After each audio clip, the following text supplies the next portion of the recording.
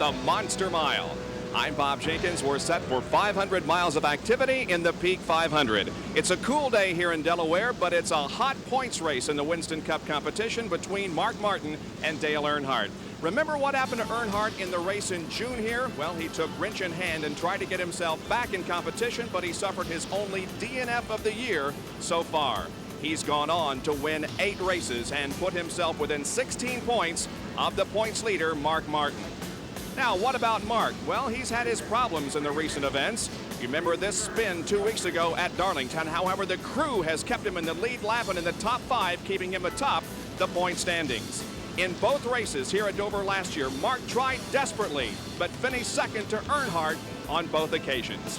So what's the strategy that will be employed today during this very grueling 500 miles of competition? Will it be a guessing game, Ned and Benny? Bob, no guessing as far as Dale Earnhardt's concerned. We know that he's going to try to charge to the front, get those 5 bonus points for leading a lap, and then he'll try to lead the most laps to get those 5 bonus points. That's his style. But Mark Martin and Jack Roush, more a calculating style. They're going to run their own race. They're not going to worry about Earnhardt and Childers as much as they are the racetrack and the length. But they have to keep Earnhardt in mind and make sure they keep him in sight all day. Otherwise, they could lose some valuable points. All right, thank you, guys. The cars are on the pit lane, just about ready to move out onto the racetrack. The engines have been started. They're warming up right now on this cloudy and cool afternoon here in Delaware. As you can see, we have a pair of Fords on the front row as the Winston Cup official stands on pit lane, getting ready to signal the drivers onto the racetrack.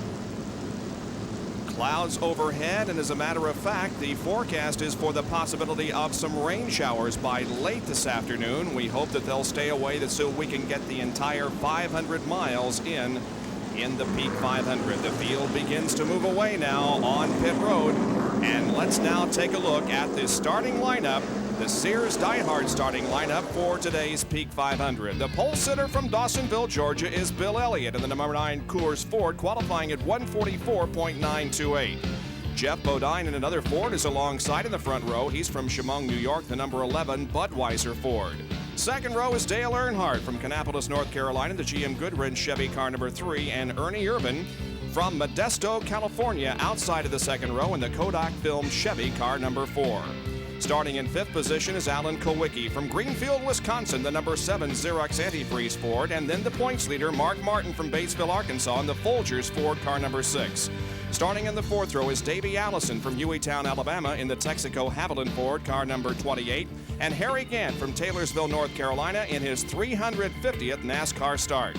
The 5th row is Rusty Wallace from St. Louis, Missouri, in the number 27 Miller Pontiac, and then Brett Bodine in the Quaker State Buick car number 26. The 7th row, Dale Jarrett and Sitco Ford. He's from Conover, North Carolina, the 21 car, and Dick Trickle, the pole sitter in the race here in the spring, car number 66.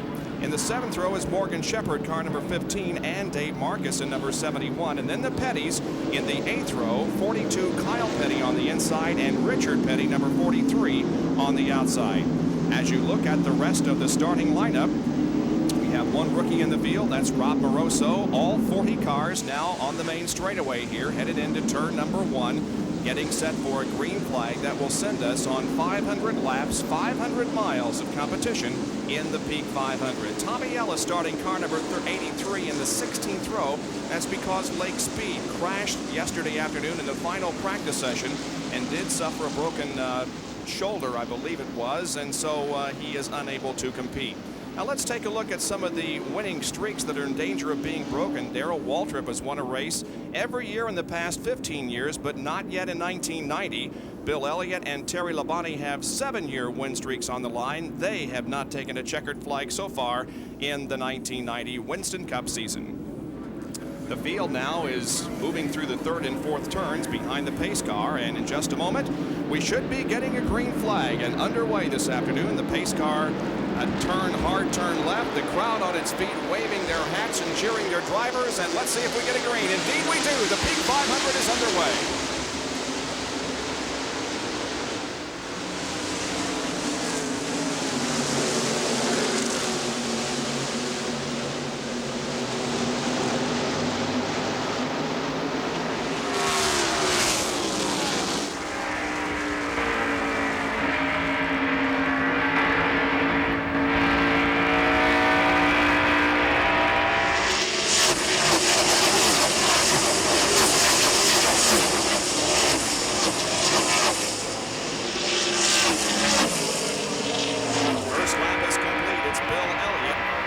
shot from one of our two Peak in-car cameras being carried by Ernie Irvin, who at the moment is running in third position behind Dale Earnhardt and the leader, Bill Elliott. Here's the completion of lap number 2 behind Ernie Irvin. It's Jeff Bodine, then Alan Kowicki, Mark Martin, Harry Gant, and Brett Bodine.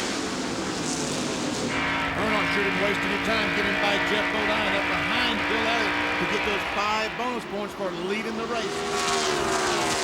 There's one driver that started up towards the front. Davey Allison has been dropping back a little bit. He's still out there running, but he's down on the inside running a little bit slower than normal. He seems to be up to speed now. Here's action back in the pack. Darrell Waltrip in car number 17, his second race back from injuries. That's Hut Strickland beneath him in car number 12 as Waltrip falls in behind the number 8 car of Bobby Hillin and now goes to the high side in turn number 2.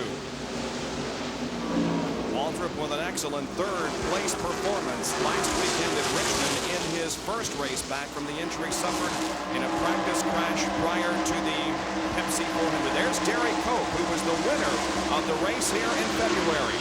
He's running alongside Jimmy Spencer in car number 57 and behind Ken Schrader in the 25 Kodiak car. Well, actually, he won Daytona in February, Bob. He won here in June.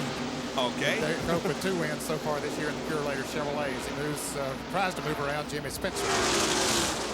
Cope was the second round fastest qualifier, which put him in 25th place.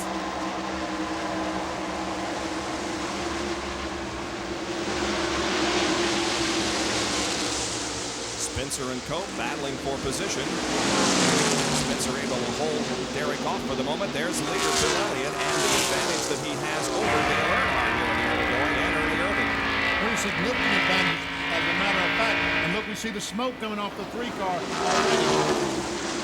Harry Gant in the number 33 car running alongside Rusty Wallace and Dale Jarrett also right there in car 21.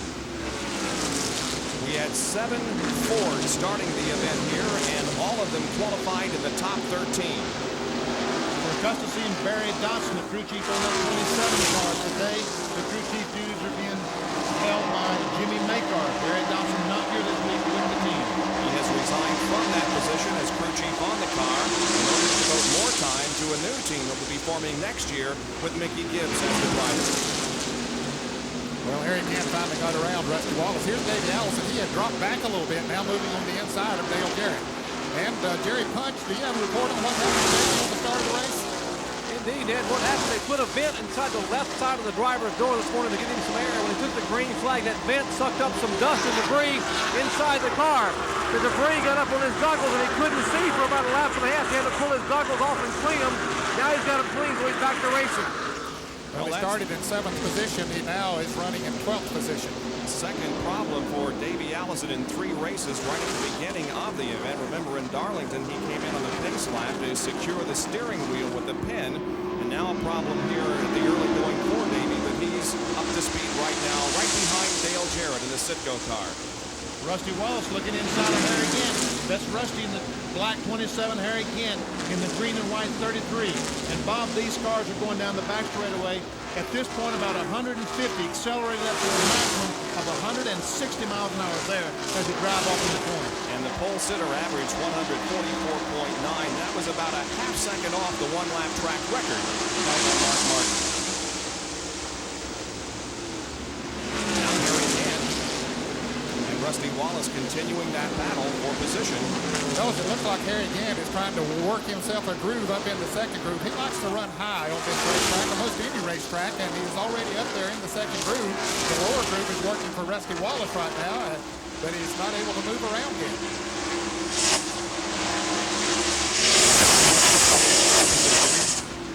Rusty Wallace is 9th, Davey is 10th, Dale is 11th. Oh, Harry really got a good shot that time in that high groove mid and pulled ahead of Rusty Wallace. If you can keep your arms up in that upper groove, that can really work for you. There's Bill Elliott continuing to lead over Dale Earnhardt and Ernie Irvin. We're in the very early laps of the Peak 500 live on this Sunday afternoon from Dover International Speedway.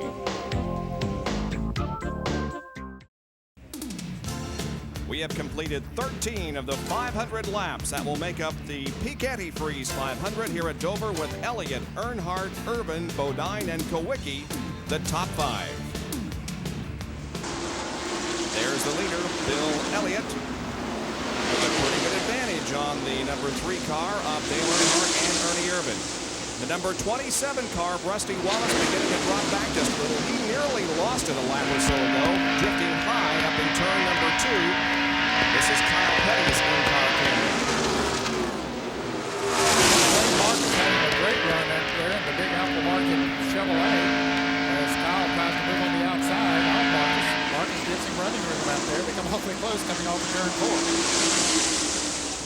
But Rusty did almost lose it in turn 2. And that's how Davey Allison and Dale Jarrett went around him, and Dave Marcus passed him as well. Now Rusty trying to work his way back up through the pack, but it doesn't look like the Miller Pontiac is handling as good as he would like for it to. Looking back on Marcus from Kyle Petty's Peak Antifreeze in-car camera. You see Ricky Rudd on the inside. Ooh, Rudd squeezes in between Rusty and Sterling Marlin in the blue number 94. Ricky Rudd in the car number 5 started in 20th position, now running 14th, so he's moving towards the front. Rudd trying to hold off the challenge of Marlin, the 66 car, Dick Trickle right there. Also Michael Waltrip, the yellow 30 behind Dick Trickle. Boy, Rusty Wallace and Dave Marcus running very close together down the straightaway and into the first turn. Ooh, Rusty loses the back end, does a little chassé off the second corner. I believe his car at the back end's loose on it, Benny. What's that way? Starting to dig down on the inside with other cars around you. That doesn't help the situation.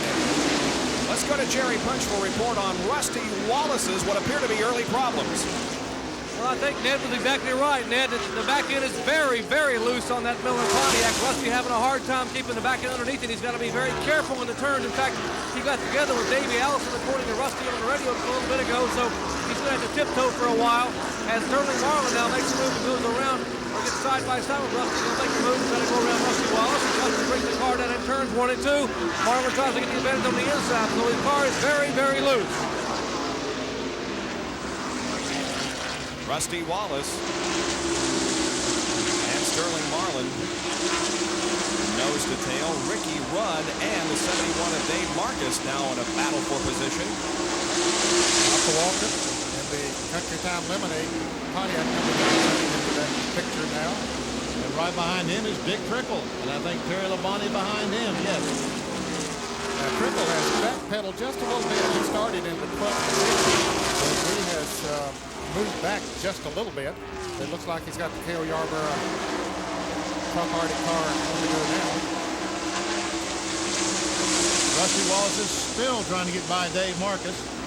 Unable to do so as they pass Mike Potter, that yellow and green car, Mike Potter. That car is sponsored by the Dillon's Bus Service. That's a touring bus service. Mike Potter in the race here today. Dick Trickle in car number 66 running in 17th position at the moment. Let's introduce our other pit reporter for the afternoon, John Kernan. Well, Bob, Dick has radioed in and he's told his crew that the car is very loose. Not the same problem Rusty Wallace has. The rear end's very loose. They have told him to hang on as best he can, and as soon as they get a caution, they will bring him in and try and tighten him up.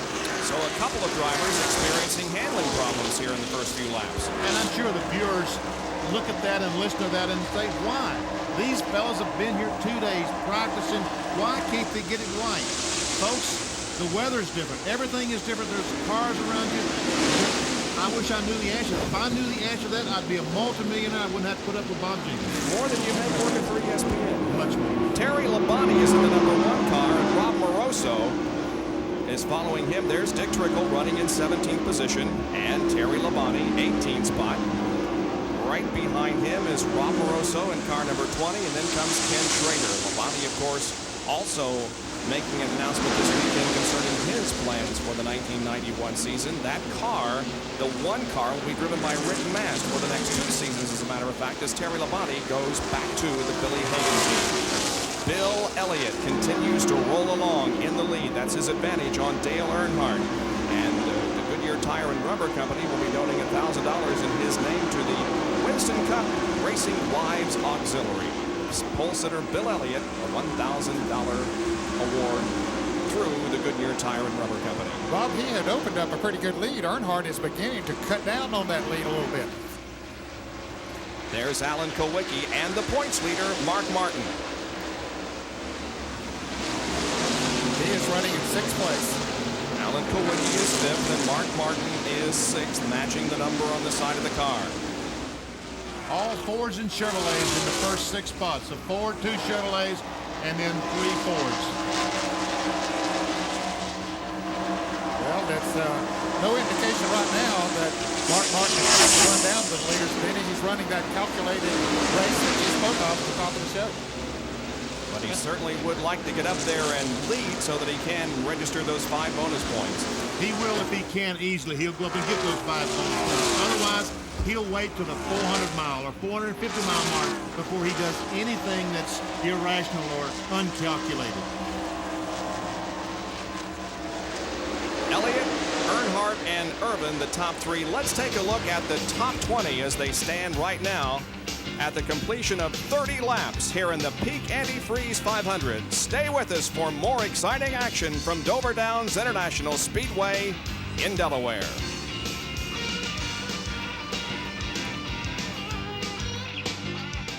Dale Earnhardt is just about to catch up to Bill Elliott. Look, what, 1 car length, Bob? He's really closed in just the last 2 or 3 laps as Elliott has been in the lead since the drop of the green flag. But Earnhardt really wants to take over that first position and earn the bonus points for leading and then lead as many laps as he can so he can pick up the bonus points for leading the most laps.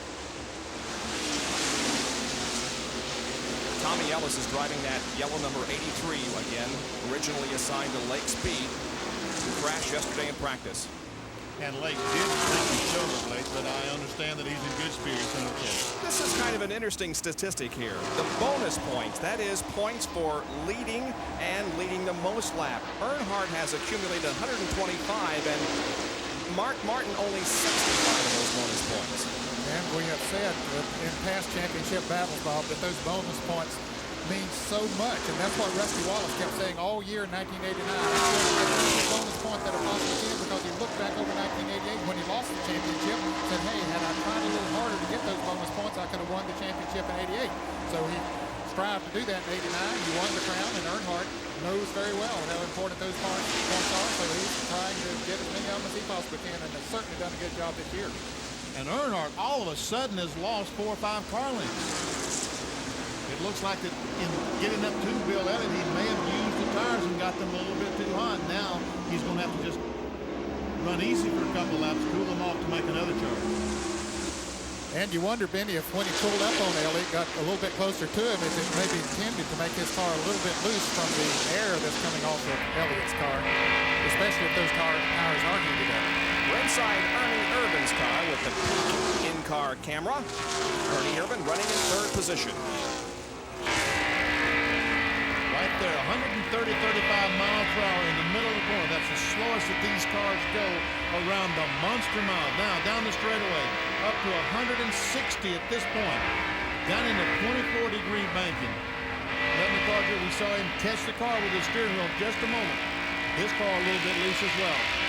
You can see up in front of the leaders there's heavy traffic that Bill Elliott is coming into. Dale Earnhardt right behind him.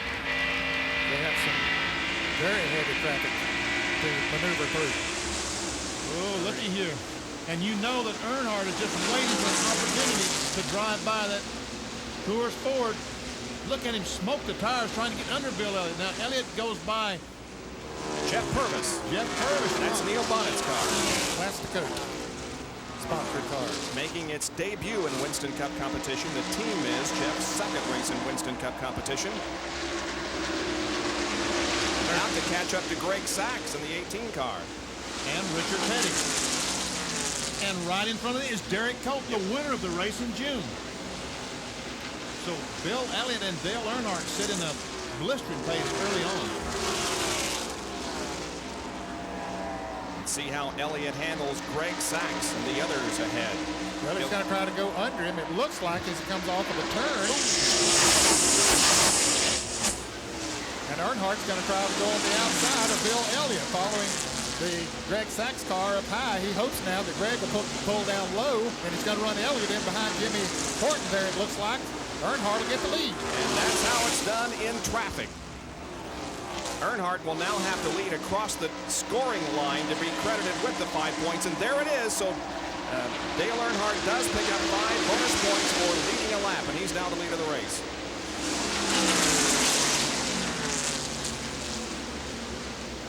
So the 16-point, here comes Elliott, or rather, Elliott back. The 16-point lead is now reduced by 5. 11. Thank you. I knew you couldn't figure it out. And Ernie Irvin is closing up while they were dashing trying to get around Greg Sachs. Ernie Irvin's pulled up. Now, if he can get around Sachs, he'll be right on Elliott's bump. Ricky Petty in the STP Pontiac going a lap down. Ricky had a good qualifying run here. A better qualifying run from the Speedway, started in the 16th position. But the hard pace that they're setting up front there has put a lot of good cars a lap down early. Jeff Bodine is running in 4th position in car number 11 as he puts the lap on Jeff Purvis.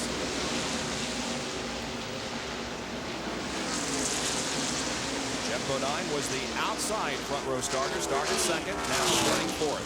Missed the pole position by 1/100 of a second. And here's the green flag average, 139 miles an hour. Compare that to the pole speed of 144. So it is a torrid pace that is being set. There is Alan Kowicki, who is running in the 5th position, and back in 6th is Mark Martin.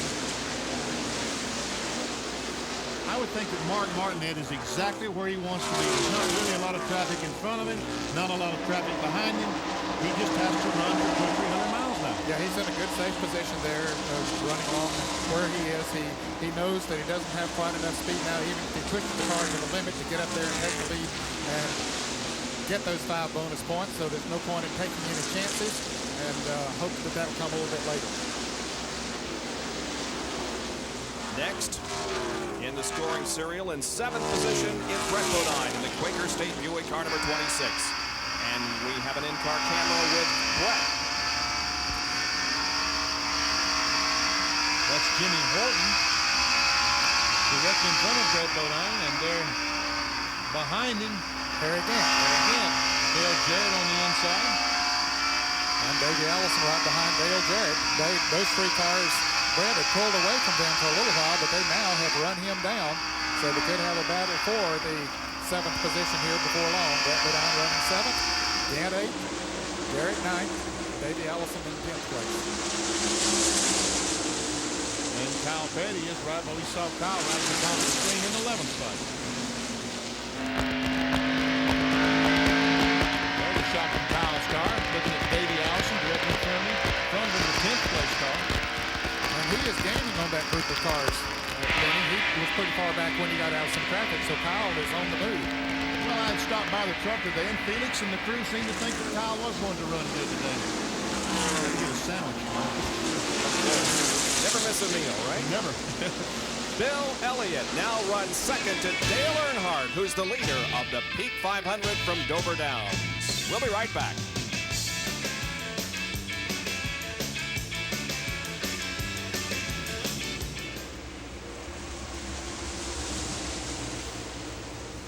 Back on top of the Peak 500 here at Dover Downs International Speedway is Bill Elliott, as he has charged past Dale Earnhardt to retake the lead, and Elliott has a very strong race car today. Let's take a look at how he passed Bill Elliott and retook the advantage. Bill Elliott passed Dale Earnhardt. Right. Yeah, that's what you said. That's what I said. Well, he just got down on the inside. His Tourist Ford working well down in the low groove. Earnhardt drifted up just a little bit, and Elliott just dove hard into the turn. Earnhardt tried to come back on the outside. That was turn 3 that he made the pass, but couldn't quite do it. So Bill Elliott back up front. Bob, I think you made a very correct statement. I think Bill Elliott does have a good race car today, and we saw a graphic early on. He's won a race for the past 7 years, but so far in 1990 hasn't won a race. And this is as good a chance as I've seen him have. And the past 2 or 3 months. Yeah, excepting at Michigan in June when he was leading with just less than 10 laps to go or somewhere near the end of the race. Blew an engine, but he certainly is looking good. He likes this racetrack. Of course, he's a past winner here. Yeah, as a matter of fact, he has won 3 times on this racetrack, twice in the June race and once in the Peak 500 back in 1988. There's Irvin, who continues to run third.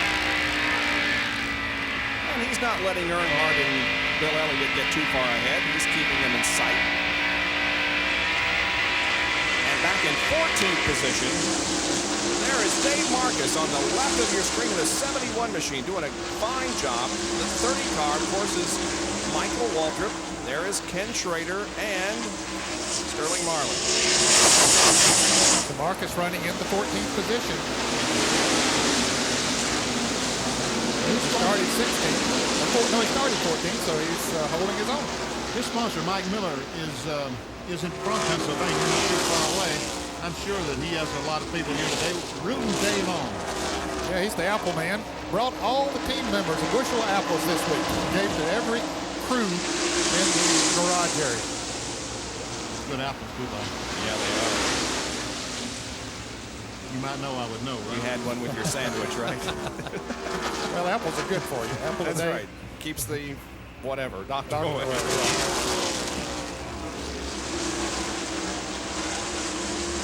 Michael Walker trying to high groove there for a little bit. Michael Waltrip in 15th position will tell you how he was a near hero in a softball game held last Thursday. We'll have more on that a little bit later in some video highlights of that softball game played in Reading, Pennsylvania between the NHRA drag racers and the Winston Cup guys. So stay tuned for that later. The 17 car of Darrell Waltrip is about to be lapped. He's running 23rd at the moment. Here comes Bill Elliott trying to put a lap on Darrell Waltrip. We'll lock down our camera here in the first turn and give you a field snapshot. Watch for your favorite car and driver as it comes across the line. We'll also time this lap to tell you how fast Bill Elliott is going. Ooh, he almost got into Darrell Waltrip coming off the turn 2 as we watch these other cars come around the track. There's Marcus and Waltrip and Marlin. And now look at this. Earnhardt charges back again on the low groove using slower traffic. Darrell Waltrip to his advantage as they cross the starting line. They're dead even at a 27.1-second lap for the leader. And by golly, Earnhardt now has the lead. And look at Ernie Irvin on the low side of Elliott. Wow, I didn't think Bill realized Ernie was there and might turn into him. But fortunately, they were able to get through the corner. Now that lap was much slower, fellas, than what they were running, and it was slow because Bill Elliott tapped Darrell Waltrip coming off the turn 2 and had to back off. That allowed Dale Earnhardt to move up on the inside. We'll show you that. Here is Elliott going in to put a lap on him. And see, Darrell moves up on the outside of another car to put a lap on him, and Bill just runs up there a little quicker. See, he put a little tap on him, and Bill had to back off. And see Earnhardt coming up there in a hurry. He didn't have to back off, so he just kept his foot to the floor and ran on the inside of Elliott and made the pass. The white 09 car that they went around was Jerry Huffman from Atlanta, Georgia, who began this race from 40th position. In his first Winston Cup race ever.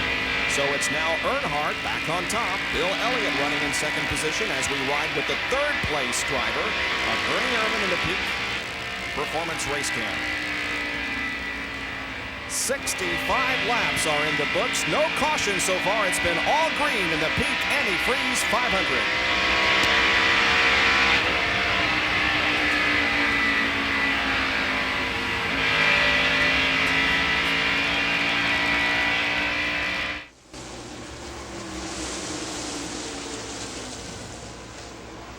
There are the top 3 here at Dover, and here is a great battle for 5th position.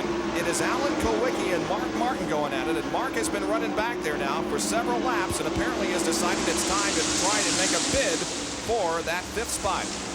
Got the car a little bit loose coming off turn 4 that time, so he doesn't want that to happen. Kowicki goes by Jimmy Horton. Now Martin follows him. That's Derek Cope directly in front of him. About to go a lap down to these cars. The 54 machine, the white one on the bottom of your screen, is Tommy Riggins, Jacksonville, Florida.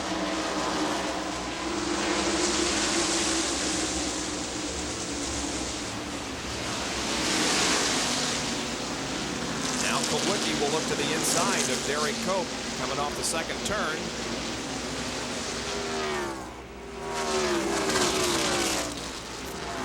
So there is 5th and 6th position. That battle has settled down a little bit now as Mark has dropped behind Alan Wicki. And we'll show you how much racetrack there is between that position and the first 3. And there they are, at least the first 2, Earnhardt and Bill Elliott, with Ernie Irvin not too far behind. There in 3rd position, the yellow car. So it's about a half a racetrack that separates 1st from 6th position in the average speed so far under all green racing, 138.4. And I would say that Jack Roush is probably telling there's Kyle Petty. Ooh, they're trying to go 3 abreast around Greg Sachs. There's Ricky Rudd going by Harry Gant and just drives by Harry. Yeah, Harry has lost several positions in the last 4 or 5 laps. He was running in the 8th position. Dale Jarrett went around him, Rusty Wallace went around him, now Kyle Petty and Ricky Rudd. I would say that Jack Roush is probably on the radio telling Martin to speed up just a little bit because we're falling a little bit further back than we want to. If they would, say, have a bad pit stop and lose 3 or 4 seconds, they could be lapped before 150 laps. They don't want that to happen. And now passes Greg Sachs.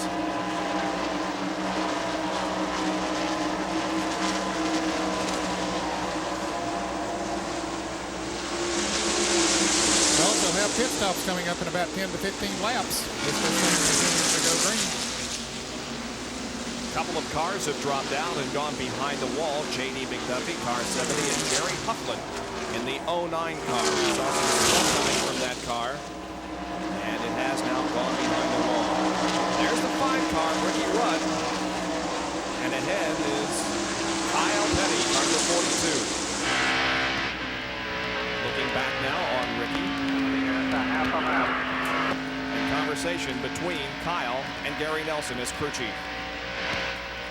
Rusty Wallace and Dale Jarrett are side by side. This is for 8th position. For 7th position. I beg your pardon, it is for 8th position. You're right. First time, Bob.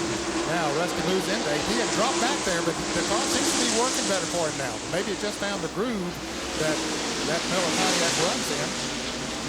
And, so he's picked off a lot of cars. He had dropped back to about 15th or 16th place. Jarrett, the Wood Brothers car, they are the winningest car owners here at Dover, having registered 7 victories. Up front, there is Alan Kowicki and Brent Bodine about to take away the 6th position from Alan Kowicki. So Martin has been able to get by Kowicki and drive away by about a half straightaway. So Kowicki's car losing a little bit of its handling after about 80 miles. Allen takes to the high side of Brent Bodine. They come off the 4th corner. And Rusty Wallace is right there now, too, in that battle. So Brent Bodine now has moved to 6th position and is pulling away. Kowicki's car is going downhill fast. Jimmy Spencer goes by. Our 3rd place car is in the pits. Jerry Punch is there. And we'll go to work on the Kodak film Chevrolet as Ernie Irvin brings the car in and will change the right side tires. We're actually in about 6 or 7 laps early from what most of the leaders will be pitting, but they want to take any chances on fuel mileage here and over and nowhere. Change the right side tires again. It is extremely difficult for them to be able to communicate that here. As you can tell, the noise is overbearing for you to be able to hear. But the crew members and the driver trying to communicate here on pit road. Ernie Irvin's left side tires down 24.4 seconds to get down and away. Not a bad pit stop before the tires, because that will be at least a lap down. Of course, others will have pit stops coming up pretty shortly as well. So Ernie Irvin among the first to make a pit stop. Terry Labonte in the pits now, so is Rob Moroso, so others now coming into the pits. And Darrell Walker coming in. There's Rob Moroso, the crew working on changing the tires on the right side of that car and putting the fuel in it. Sterling Marlin coming down pit road. You see him just going by Rosso. Two-tire change for Rosso. There he goes. Sterling Marlin is in the Sunoco Oldsmobile. 17 car of Waltrip, the 1 car of Labonte, both pulling out of the pits right now as the 8 car of Bobby Hillin comes in. There he is at the top of your screen. Billy Hagan crew getting the work done on Sterling Marlin, and he goes back into the pits. The 28 car of Davey Allison is coming in. He was running 15th, but comes in for his first scheduled pit stop of the day. Davey had got up to 9th position, but the car started going away on him. It looked like it got loose, so he dropped back. Now gets some pressure over at least on the right side. That should help the feel of it. Davey Allison is down on the way. The 5 car Ricky Rudd now makes a scheduled pit stop. Making a chassis adjustment on the left rear of the car. Tires going on the right side. The Earnhardt car is scheduled to make a pit stop next time around. Just right sides on the Rudd car, so a different strategy for Ricky Rudd and Waddell Wilson. Let's watch Dale Earnhardt if he slows here in turn 4. Yes, indeed, he drops to the low side of the racetrack as Rusty Wallace comes in. Dale Earnhardt on his way to pit road, and here's Jerry Punch. We would expect to see Earnhardt change all 4 tires. They are changing right side tires on Rusty Wallace's car, but Earnhardt brings the Goodman Chevrolet to a stop. They have cleaned the windshield. They will change right side tires, and apparently they will not change left side tires. They're just looking at the left side tires, so it's a little bit of a departure from what the normal routine would be. Earnhardt, right side's only 12.7 seconds he is down and away. Meanwhile, Rusty Wallace has gotten all 4 tires changed on his Miller Pontiac. Let's go up to John Turner. Brothers crew goes to work on the Citgo Ford. It's a right side tire change only. Last drop of fuel goes in, and he's blocked in just a moment by Dick Crickle, who's pulling into his pit. So some take on 2, some take on 4. Ernie Irvin took on 4. Rusty Wallace took on 4 tires, but Dale Earnhardt chose only 2 as Alan Kowicki now comes in along with Brett Bodine. And Bill Elliott, the leader now coming into the pit, and the Coors Ford, and Jerry Punch is there. Bill Elliott awaiting the sideboard there from his brother Ernie. He will bring the Coors Ford to a halt, and they will change 2 tires on the right side. Thus far, we do not see anyone working on the left, so they have seen what Earnhardt has done, and apparently that will force their hand to change 2 tires also. Right side tires are going on the car. 13.5 seconds, he is down and away. So we saw Brett Bodine drive by as he left the pit. Morgan Shepherd is coming out. Mark Martin scheduled. Yeah, here he comes. Mark Martin coming in. Let's see if he takes on 2 or 4. We think it's going to be a 2-tire change for Mark. Jerry, can you see him? Yes, Mark Martin pitting up pit road a few feet. We are changing right side tires there on that Folgers Ford. Robin Pemberton and the crew have put right side tires on. No work at all the left side. Gas in the car. They're waiting to get the car full of fuel. Waiting. Now he's away. 14.1 seconds, and Martin has to wait until the Budweiser car of Jeff Bodine has come down pit road. Bodine's crew now going to work on the right side of his car. Pete Wright, the crew. They are putting fuel in the car. Right side tires on. The car is being fueled away. Jeff Bodine roaring back into action. Just about everybody has come in for a scheduled pit stop. Except Harry Gann, and here he comes. Harry Gann was the leader of the race, but now he relinquishes that to come in for his first scheduled service. He brings the Skoll Oldsmobile to a stop. Crew going to work on the right side, quickly getting those tires off. Clock ticking away. It's going to be a 2-tire change. Looks like a good stop for Harry Gann. 13 seconds. 14.1. The track goes down, and Harry Gann is back on the racetrack.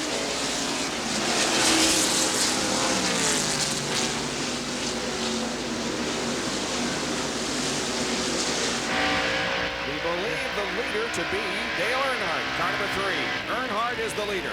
He was the leader before they started these pit stops, and he made a very good pit stop. So he's back out front again. There he is, Dale Earnhardt, now at the 92 lap mark with the first scheduled pit stops having taken place. Earnhardt is your leader.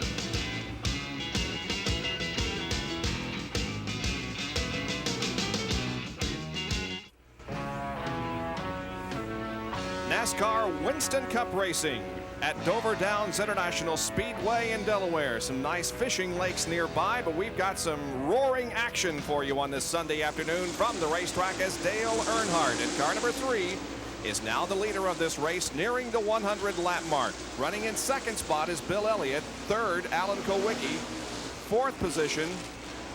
Kowicki just blew up or something, or lost a cylinder or something down the back straight. We'll check on that in a moment. I'm sorry, Bob. I believe that Rusty Wallace is in fourth. We're checking the scoring after those green flag pit stops, but there is no question that Earnhardt is the leader. Oh, he slipped a little bit there in the second corner.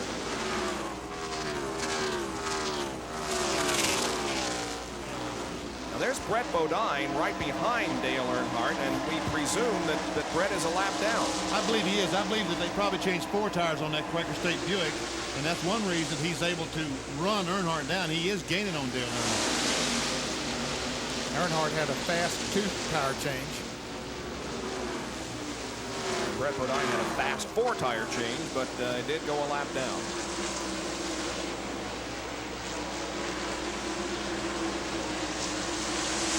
Earnhardt looking for his 3rd win here at Dover. He won both races last year. There's the second place car of Bill Elliott. So Dale has about a straightaway advantage on Bill. And both those cars did change 2 tires.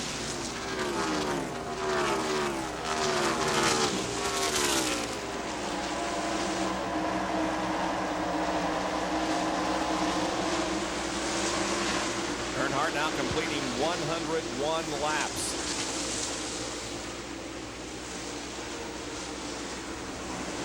Let's take a look at some Big A Auto Parts pit stop performance reports. We're comparing Elliott, number 9, 11, Jeff Bodine, Earnhardt in 3, and Irvin in number 4. You can see that Irvin made a 4-tire change, thus the 27 seconds on the crew. Look at the driver time, though. The 9 car, Bill Elliott, had the best, and as far as the crew is concerned, the 11 car had the quickest pit stop. What happened? The 9 and the 4 was able to come down pit road without too much traffic. The 3 and the 11 had traffic as they came down pit road, was not able to go down pit road at full steam, so therefore the difference in driver reaction time. Thank you, Mr. Parsons. You're Good quite explanation. He's been there, he knows. As a matter of fact, I saw Earnhardt going down pit road, and Greg Sachs finished his pit stop and pulled out right in front of Dale. That's why he had to slow down. Now Earnhardt putting a lap on Ken Schrader in car number 25. Oh, some smoke up right in front of Earnhardt. That's Jimmy Spencer. A lot of smoke coming out of the Heinz 57 Pontiac. I don't know if it was tire smoke or what.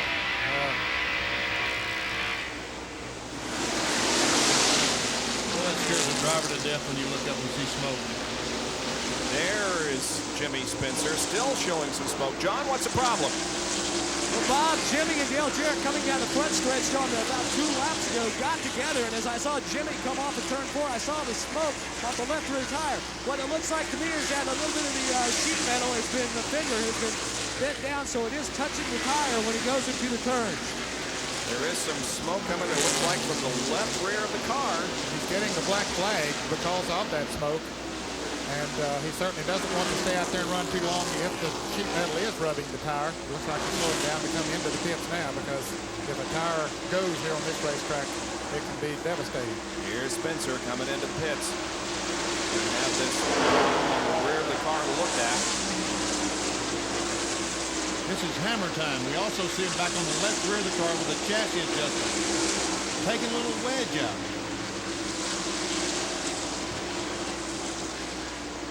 There is Earnhardt. Man, that car is flying, isn't it? Here he passes Michael Waltrip.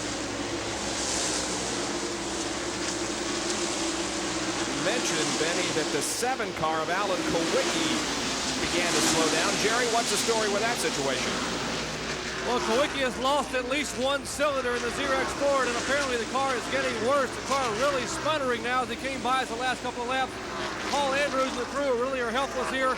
They just can't figure out the kind of luck they have here at Dover, Delaware. The car running so well early on, but now they are down on 7 cylinders. And the 7th thing that could be closer to 6 the next few laps. Alan Kowicki in his 11th start here at Dover finished 14th in the race in early June. He's struggling right now with this engine that isn't quite up to song. It is Dale Earnhardt of the GM Goodwrench Chevrolet that leads this event at the end of 108 laps here at Dover Downs International Speedway in Delaware.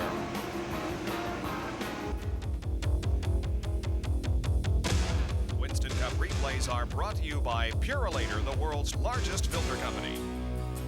Going into last year's Peak 500 at Dover, Rusty Wallace was only 63 points behind Dale Earnhardt. Alan Kowicki started on the pole. He and Earnhardt battled here for second position behind the leader, Dick Trickle. Mark Martin was making a move toward the front of the field, here passing Rusty Wallace, while Rusty lost ground due to a stop-and-go penalty for jumping a restart. With less than 50 laps to go, Neil Bonnet slammed the front stretch wall. Also involved, Rob Moroso, Dick Trickle, and Darrell Waltrip. NASCAR starter Harold Kinder showed the field a red flag while the rescue team removed Neil with a broken sternum, forcing him to miss the next 3 races. When the event resumed, Martin gave it all to pass Earnhardt. But Dale held on for a clean sweep of both races at Dover in the 1989 season. And he extended his points lead to 102 over Wallace. And those 2 races that Dale won last year here at Dover, so far his only wins, but right now he is leading the 1990 version of the Peak Antifreeze 500. We'll take another break and be right back. Bob Jenkins, Benny Parsons, Ned Jarrett, John Kernan, and Dr. Jerry Punch back at Dover Downs International Speedway in Delaware for the Peak Antifreeze 500. And Dale Earnhardt, the GM Goodwrench Chevrolet number 3, leads this race. And with 119 laps to go, there are only 8 cars on the lead lap, and Earnhardt is making a shambles of this thing right now. Well, he is. We predicted that he would go to the front and try to lead as many laps as possible, and he's making our prediction come true. We're looking for the second place car. There he is, Bill Elliott, running second, but now he's got quite a deficit to make up. Catch back up with Dale Earnhardt. Elliott, the pole sitter of this race, eligible for $15,200 in Unocal bonus money. He's running about 4.5 seconds behind Dale Earnhardt at this time. We're looking for the 11 car, which is the 3rd place machine. There it is, Jeff Bodine, the Junior Johnson Budweiser Ford. And he's about 4.5 seconds behind Bill Elliott.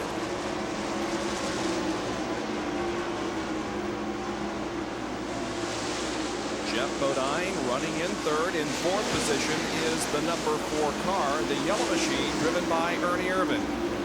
And remember, when you watch this pit stop, he was the only car that changed 4 tires on his pit stop, so that might play to his advantage later on. Yeah, if they go green until the next pit stop, then he would probably only need to take on right side tires, and everybody else would need to take on forward. Ernie carrying one of our Peak Performance race cams.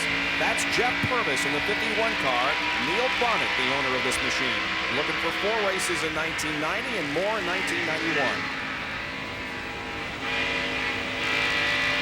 Purvis, of course, a dirt track specialist, but making his way into Winston Cup competition now. He might need some of that experience later on here at Dover. Yeah, because they do a little slipping and sliding here. Some already are. Ernie Irvin runs in 4th position. Back in 5th is the number 6 car of Mark Martin, the current points leader in Winston Cup. There he goes. Yeah, and he's no more than a quarter of a lap in front of Dale Earnhardt.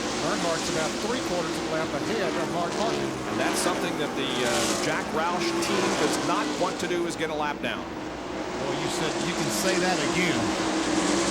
Back to the 42 car of Kyle Petty. That's the 6th place machine. He passes Jimmy Means in the Alka-Seltzer Pontiac on the outside, heading into turn 1. See Mark Martin up in front of him, and there's Ricky Rudd, then right behind the Kyle Petty. As we look out the windshield of the Kyle Petty car, there's Rudd in the yellow and white car. He is running in the 7th position. So Earnhardt is not too far behind those cars to put a lap on. And there's Harry again. He's the last car that we just saw for a moment. There he is behind Jimmy Means. It's Stoll Bandit Harry again, the last car on the lead lap. and as Ned said, he's only a couple of about 100 yards in front of Dale Earnhardt. So go, Harry. Yeah, just about a good pitching wedge for you, Benny. Take me a 9-iron.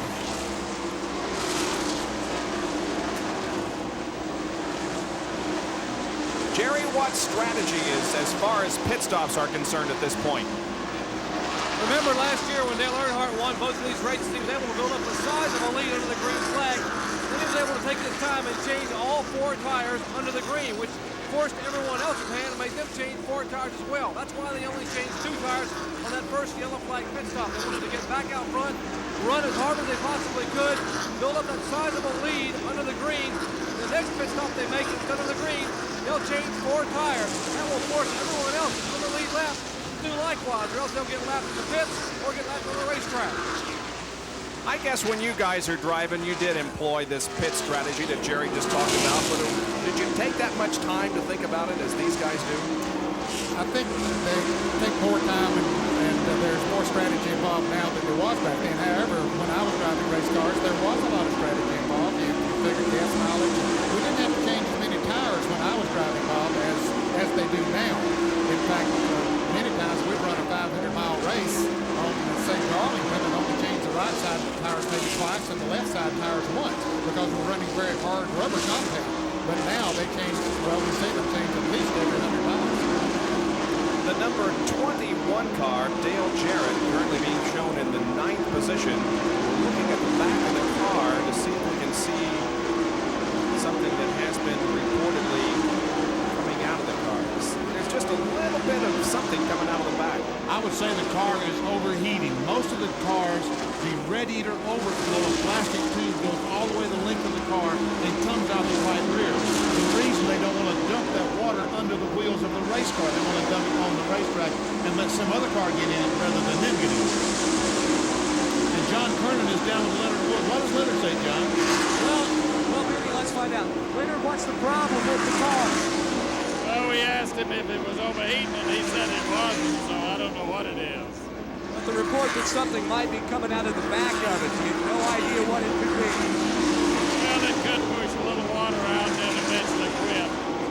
They don't seem to be too worried down here, though, in the Wood Brothers pit. Right now, they're just going to wait and see, take a wait-and-see attitude.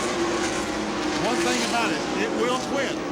It'll either run out of water or it'll stop doing it. When it runs out of water, it'll probably quit. That's right.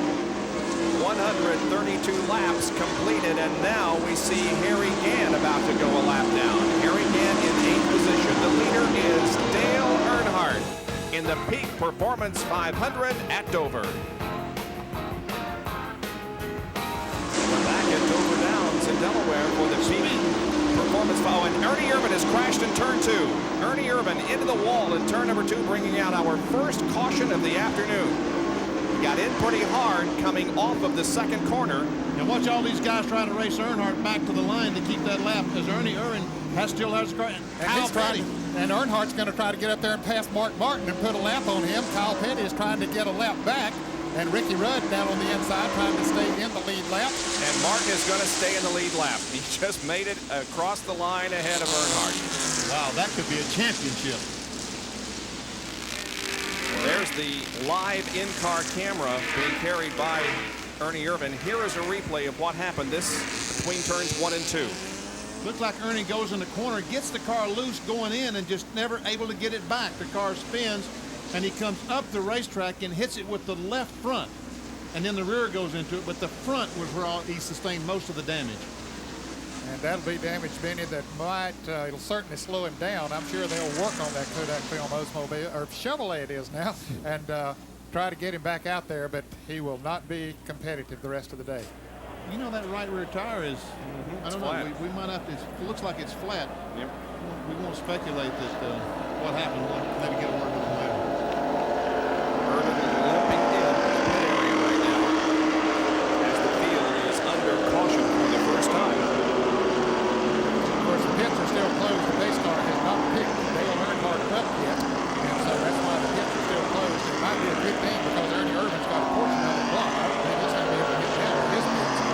It looks like The Derek Cope crew is coming out to help push Ernie Irvan down pit road as the pace car now has picked up the field.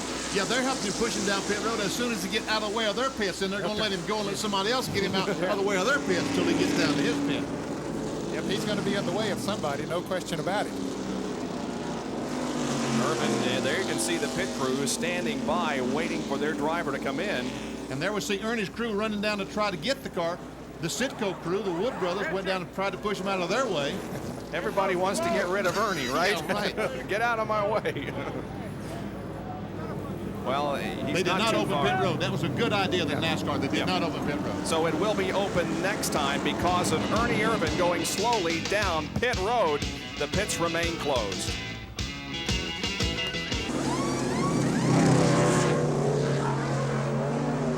An extremely busy pit road here at Dover as the teams come in, the cars come in and have their crews work on them. Dale Earnhardt has been in and out. There you can see Bill Elliott pulling out of the pits. Here comes Jeff Bodine in the Budweiser car ahead of Michael Waltrip. Rusty Wallace remaining on pit road. Now he gets the tires changed in the car full of fuel and he pulls back out. But a lot of activity here under our first caution of the afternoon caused by a crash over in turn 2 involving Ernie Irvan. And Ernie has pulled the car behind pit wall. They're working on the car, trying to get some of the damage repaired. There we see the 21 car right in the middle of the pit. You see the water right in the middle of the pit there. We're zooming in on it.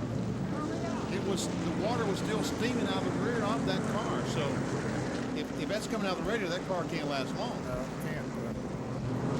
He's back in, and they're going to raise the hood and try to put some water in. John Kernan, are they going to put water in it? Well, Benny, you can see Leonard Wood is holding it down, pressing it down into the nozzle. He's definitely putting some water back in the radiator.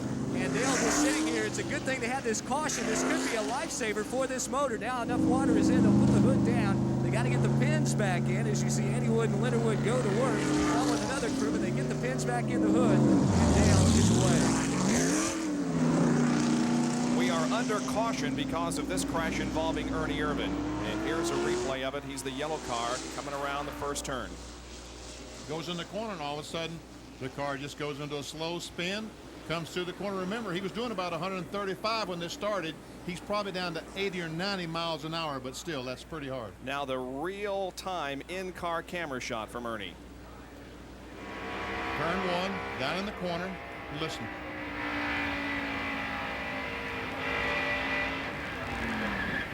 I believe he cut a tire down. Just as he got back on the accelerator, the rear end got out from under him. Could have been caused by a cut tire in any case. The Kodak Chevrolet is behind the wall. They're trying to fix it and get Ernie back out in competition.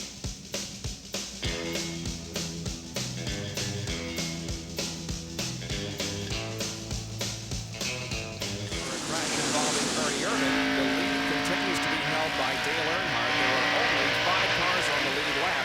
Bill Elliott is in second position, number 9. Then comes Jeff Bodine, Mark Martin, and Ricky Rudd. Let's take a look at some Big A Auto Parts pit stop performance reports. First, Dale Earnhardt, driver 14.7 to get in and out. Took the crew 21 seconds to do the service on the GM Goodrich Chevrolet. Whoa, a total of 35.7 seconds as Earnhardt almost lost it there in turn number 1. Now, compare that to Bill Elliott with 18.6 on the driver, 22.4 on the crew, total of 41 seconds. The difference there was Dale Earnhardt was they didn't go down pit road, no traffic anyway, and Bill Elliott had to wind his way through cars to get to his pit. A difference of 4 seconds. And remember, Earnhardt's pit stop the last time was about 16.5 seconds. He was able to do it 2 seconds faster because of lack of traffic on pit road. They come out first and second on the track, and here comes Mark Martin up to battle with Jeff Bodine for the 3rd position. Now the 42 car of Kyle Petty is a lap down. He is in 6th position. He just picked off a lap down before the caution came out. In fact, the caution was a blessing for Mark Martin because he was not too far from being put a lap down by Dale Earnhardt. Kyle tried to get the lap back, but couldn't in the race for the caution flag, I should say. Let's go to Jerry Punch, who's with Ernie Irvan. Ernie still sitting inside the Kodak Chevrolet. Is pretty heavily used up. Ernie, what happened up there? Well, you know, we had this Kodak film Duckler when the Chevrolet running off a good today. I got up a little high in turn 1, and where the tar, they got the tar running down into the cracks, and it just broke loose with me, and I spun and hit the outside wall. Heavy damage, and he said, in case you couldn't hear him very well with the noise, there's tire strips up coming down across the asphalt, big segments of tar where it has been sealed up there. He got up in that tar and the car got loose, so they're going to try to get it fixed and get him back out. Okay, I'll give credit where credit is due. But now remember, folks, it's T-A-R, not T-I-R-E, Exactly. T-A-R. But Benny Parsons said during our commercial break that he thought that Ernie Irvin got up too high on the racetrack, got in that tar, the slick part of the racetrack, and lost it. He was right. I thought he could have tired out. He was right. Good race here for the third, fourth, and fifth position. Mark Martin has gone into third, Jeff Bodine back to fourth, and fifth is the number 5, yellow and white Levi Garrett Chevrolet, driven by Ricky Rudd. And here's a battle for the lead as Bill Elliott is about to pass. Yes, he does. He passes Dale Earnhardt and goes into the lead. Boy, slid up in front of him. Earnhardt had to get on the binders there, the brakes, to keep from running over Elliott. Yeah, because Bill Elliott drove in the corner so hard, he got up in the rear end, wiggled a little bit, and right up in front of Earnhardt. But you're right, Earnhardt hit the brakes, was not able to keep the car from running in the back of the doors forward. You know, we talk about the Winston battle and how it's for the lead between Mark Martin and Dale Earnhardt, but Bill Elliott has a lot going for him too, because he's only 31 points out of the 4th position in the points, and that's a difference of several $1,000s. So Bill Elliott not only would like to win just to get his name in the record book for 1990, but pick up those valuable points.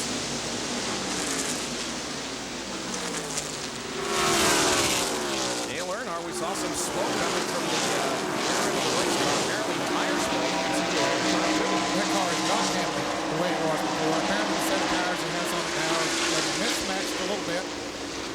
And rapidly trouble up in turn 4, but they got squared away. But the car is not handling the way it was. He was able to keep it low at the racetrack when he wanted to a little bit earlier when he was in traffic, but now the car is just drifting up in the turn 4. This is not the regular tire. This is the regular tire, racing tire they've been using for years and years. The one they call the bias spot tire this weekend. Back here is Bodine and Rudd going at it. That's for 4th place. This is Harry Gant right behind Ricky Rudd. Harry a lap down. The other green car is the 26th of Brett Bodine. He also is a lap down. But these two guys aren't. They're racing for 4th spot. The red 11, Jeff Bodine has it. The yellow and white 5, Ricky Rudd wants it. And that's what we call a race. That is indeed a good race. Rudd looking to the outside of Bodine.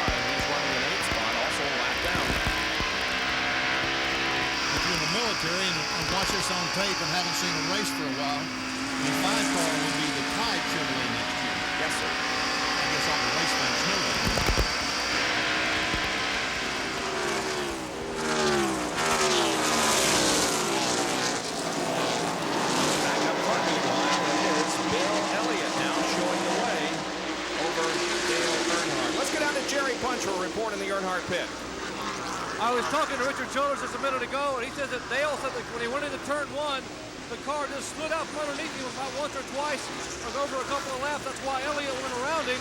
So Earnhardt is backed off so they can figure out what the problem may be.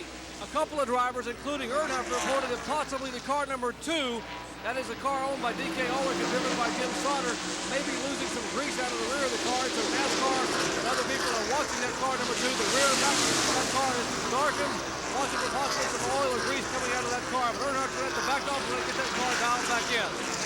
All right, he's backed off several car lengths now as there is the interval between first and second, Elliott and Dale Earnhardt. And the car right behind Earnhardt is Kyle Petty, who's in 6th position. We'll be right back after this.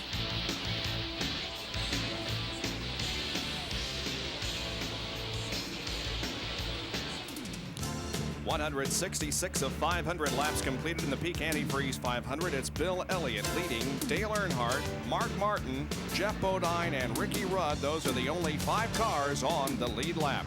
Now you can see that the interval has closed in again. It's Earnhardt catching back up with Bill Elliott. Earnhardt was back 10, 15 car lengths, and now we can see just 1 or 2 car lengths separating he and Bill Elliott. And I would say that his chassis just wasn't right to begin with, but the racetrack is turning in his chassis setup. Here you see cars that have dropped out of the race. McDuffie, Potter, and Tommy Riggins. Ernie Irvin is behind the wall. They're still trying to get that car fixed and back out there after Ernie visited the concrete wall in turn 2. Well, Ernie Irvin is up 10th, 11th, 12th, somewhere in the Winston Cup point standing. He's in 9th mile, so they want to get every point they possibly can. They'll get the car fixed as quick as they can. He'll go out and run as fast as the car will let him run. 25 is Ken Schrader. The 28 is Davey Allison. And this trio down the backstretch, the 75 car, Rick Wilson. Wilson is 2 laps down, I believe. Schrader is running in the 14th position. Davey Allison running 15th.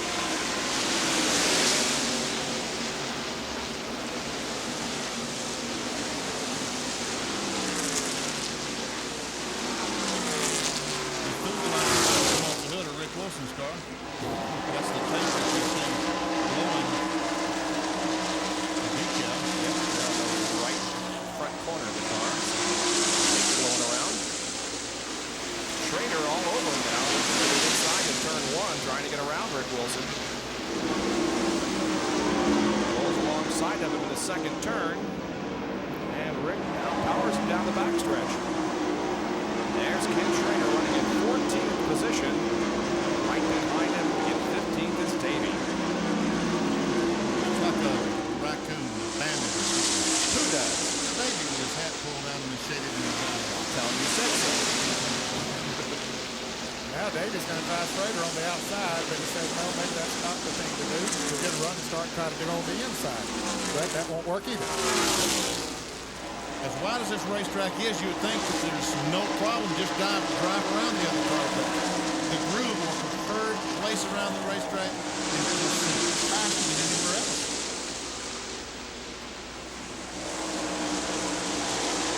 There's Morgan Shepherd in car number 15. He's now in the 14th position. We had Schrader and Davey up 1 position too far, I think. Because they are the next cars behind Morgan Shepherd, motortrack forward. Going through this race in June, Morgan Shepherd had been in the top 10 every single race. He was 6th here in early June, and then the streak broke. And Jeff Bodine is smoking badly and headed toward the apron of the racetrack. Our 4th place car is in trouble. Jeff Bodine. Looks like a serious engine problem. Yellow is out. Second yellow flag of the day is out. The leader did not take the caution, and so the race to the start-finish line will continue. Kyle Petty right behind Bill Elliott, trying to get in front of him so he can get a complete lap back. But Elliott knows that, and he races Kyle Petty back to the line. Now there's Elliott taking the why do I keep saying checkered flag? The caution flag as the pace car comes out. Wishful thinking. There is Bodine, who has pulled behind the wall down toward turn number 1. That's actually even inside the garage area.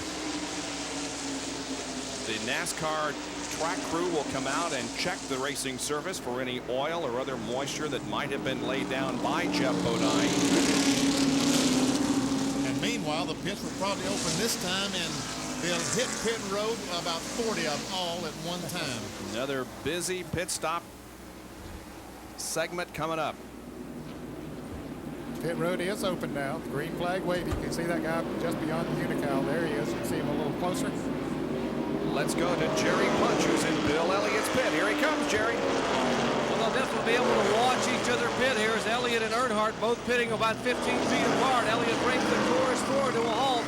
As we would expect, they would change right side and left side tires. Earnhardt on the bottom of your screen. The Goodrich crew now working on that car, changing right side tires. Likewise on the other part of your screen, here comes Tommy Cole with a jack around the left side of the Taurus belly forward. Now Earnhardt's crew working on the left side of their car. It's a race to the fifth with Taurus crew. Now having a little trouble with the left rear tire. They finally have it on. Elliott is down the way. Earnhardt down the way.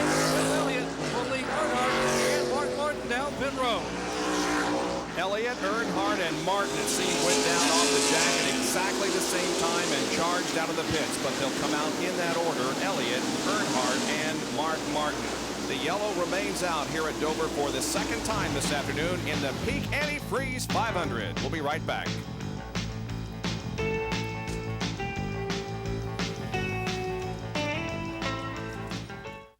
Under caution at Dover because of what appeared to be a blown engine on the number 11 car of Jeff Bodine. A lot of smoke coming from that car, and so the yellow flag was thrown to go out and check the track. Let's go to Jerry for the real reason that put Jeff Bodine out of the race. Well, indeed, Bob, he's a former winner here, but it will not happen today. Jeff, tough break for you in the Budweiser Ford. What happened? Blew up. Yeah, we're running awful good. Finally figured out how to get around this place with the chassis and driving. Just cruising, you know, just had on cruise control, and our cameraman broke down here. I don't know if we're on, but well, just say hi to Kathy. I'm okay. And the engine just blew up. They're cleaning up the mess right here. It put a hole in the oil pan or block, so you know there's just no way we can fix that. We were naturally going to try to fix it, get out there and get as many points as we can, but oil and water's running out, so it's kind of hard to plug those big holes up. But the Budweiser Thunderbird was really cooking. Boy, I felt good to be able to run good here with the front cars. We ran so bad the first time here, but I don't know how many points we're going to lose today. It's going to be a bunch. But we had a pretty good lead on Rusty, who's behind us in the points. We're going to lose a bunch on those first two guys, unfortunately, but there's still a lot of racing left, and you know, we haven't given up. I mean, this can happen to anybody, right? Even those two guys that are leading the points right now. So still a lot of races. We look forward to Martinsville next week. We won the first race there this year, so maybe we can make up some ground there. Well, I congratulate my brother Todd yesterday. Did you see that race, Jerry? Great job, didn't he? I hope everyone saw it because he'd never been here before, and he did a super job. Hopefully that'll get him in a seat of a Busch Grand National car for next season. Hi, everybody. Jeff Bodine having a bad day. We're going back to green. Indeed, we are. The green about to come out as the crowd rises to its feet and cheers the field as it comes down to take the green flag once again. The green on lap 182, and Bill Elliott is the leader. Kyle Petty on the inside trying desperately to get that lap back. Now here comes Earnhardt trying to get the lead. Kyle Petty got his job done. Can Earnhardt get his job done? Now let's see. Into turn 3, Earnhardt and Bill Elliott go side by side. Here they come in the fourth turn. Kyle Petty hopes they'll race side by side for a few laps, and then hope a caution comes out. He now is in the lead lap. The next 5 cars in the lead lap once again. And there is Mark Martin right behind Dale Earnhardt. And Bill Elliott pulls ahead of Dale Earnhardt. Not many times you see people say Dale Earnhardt, but Elliott did. Well, now, here comes Elliott to put Kyle lap down again.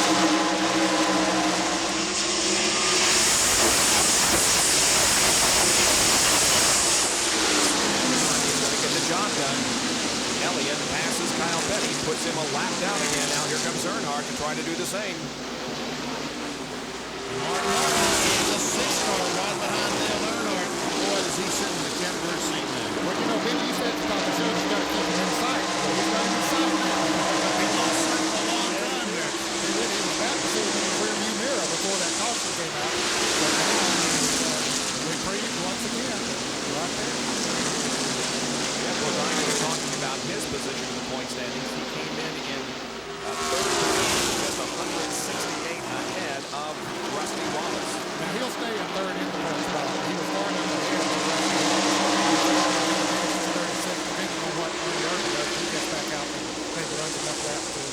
get ahead of us. Maybe you fans think that we talk about the points too much, but you see when Jeff Bodine called up his car, his first thought was the points. $1 to the champion. Second place gets $330,000. Third place $225,000. Fourth $160,000. Goes down through 20th position for $22,000. So there's a lot of money at stake in the battle for the Winston Cup. Well, last Thursday night there was a special moment here in the eastern portion of the United States, up in Reading, Pennsylvania, where the NHRA drag racers are performing this weekend. It's not too far away from here, a nice couple of 3 hours drive. It was all for the benefit of Darrell Gwynn, who was paralyzed in that crash last Easter Sunday in England. All the benefits to him, and Darrell was there to throw out the first pitch to his father, Jerry. And then it was time for softball action. Dan Pastorini lost one for the drag racers. Now watch this catch. Cope, Irvin can't do it. Brett Bodine, an outstanding catch from third base. And then in the late innings, it was Michael Waltrip losing one over the left field fence in front of 15,000 people. A grand slam that gave the Winston Cup Stars the lead going into the bottom of the ninth inning, but in the bottom of the ninth inning, the NHRA guys came up and they wanted this win badly. As Michael Waltrip came around to get the congratulations of his Looked like a real baseball game, didn't it?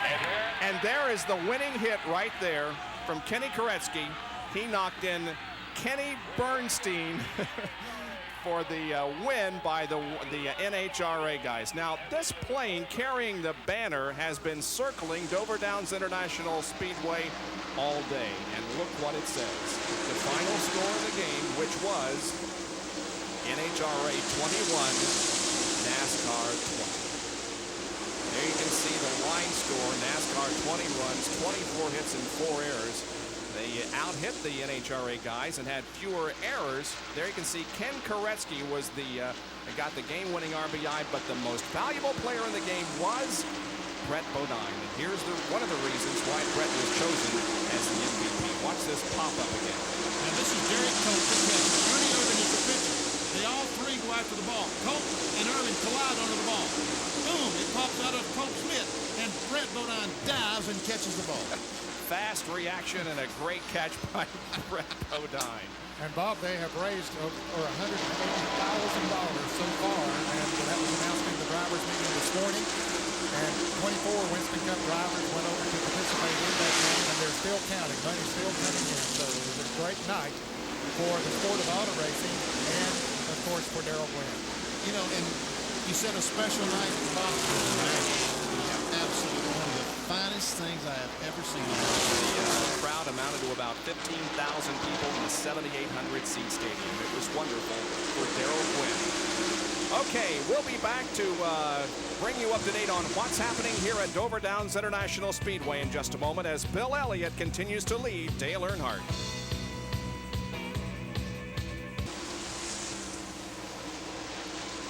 While Elliott leads, the battle is for second position. Mark Martin pulls alongside of Dale Earnhardt, trying to take the second spot away. They're still dead even as they head down the backstretch and into 3. Earnhardt gets the advantage once again. He didn't really get the advantage. Mark Martin said it's not time to race side by side. I mean, he honestly said that it's not time to race side by side.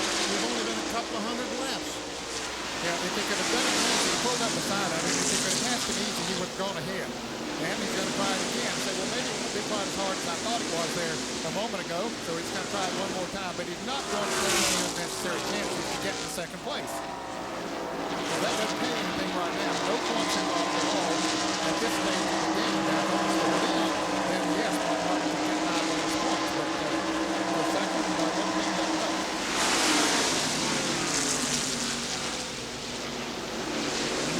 Smoke coming off the tires on Mark Martin's car.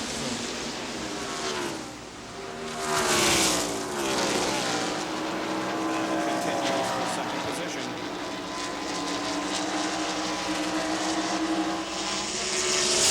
Here's the leader.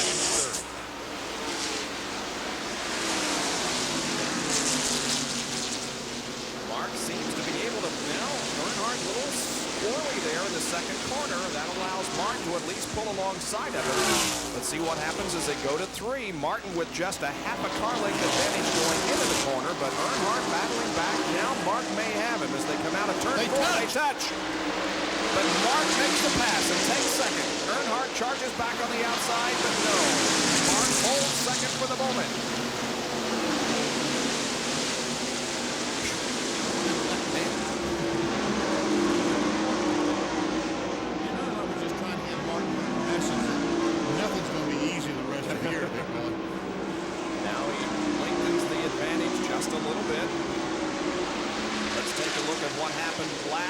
As they came out of 4. Martin tries to come up the hill and get in front, and you saw the smoke when they made contact, and you see both cars wiggle. Mark must have known that he had the better bite down there and maybe the better car, and he wouldn't have taken the chance, but he saw the opportunity and knew he could do it, so he did. Yeah, he knows he has to pass the car right now. So it wasn't easy, as we said, he could pass it easy, but he's around the back.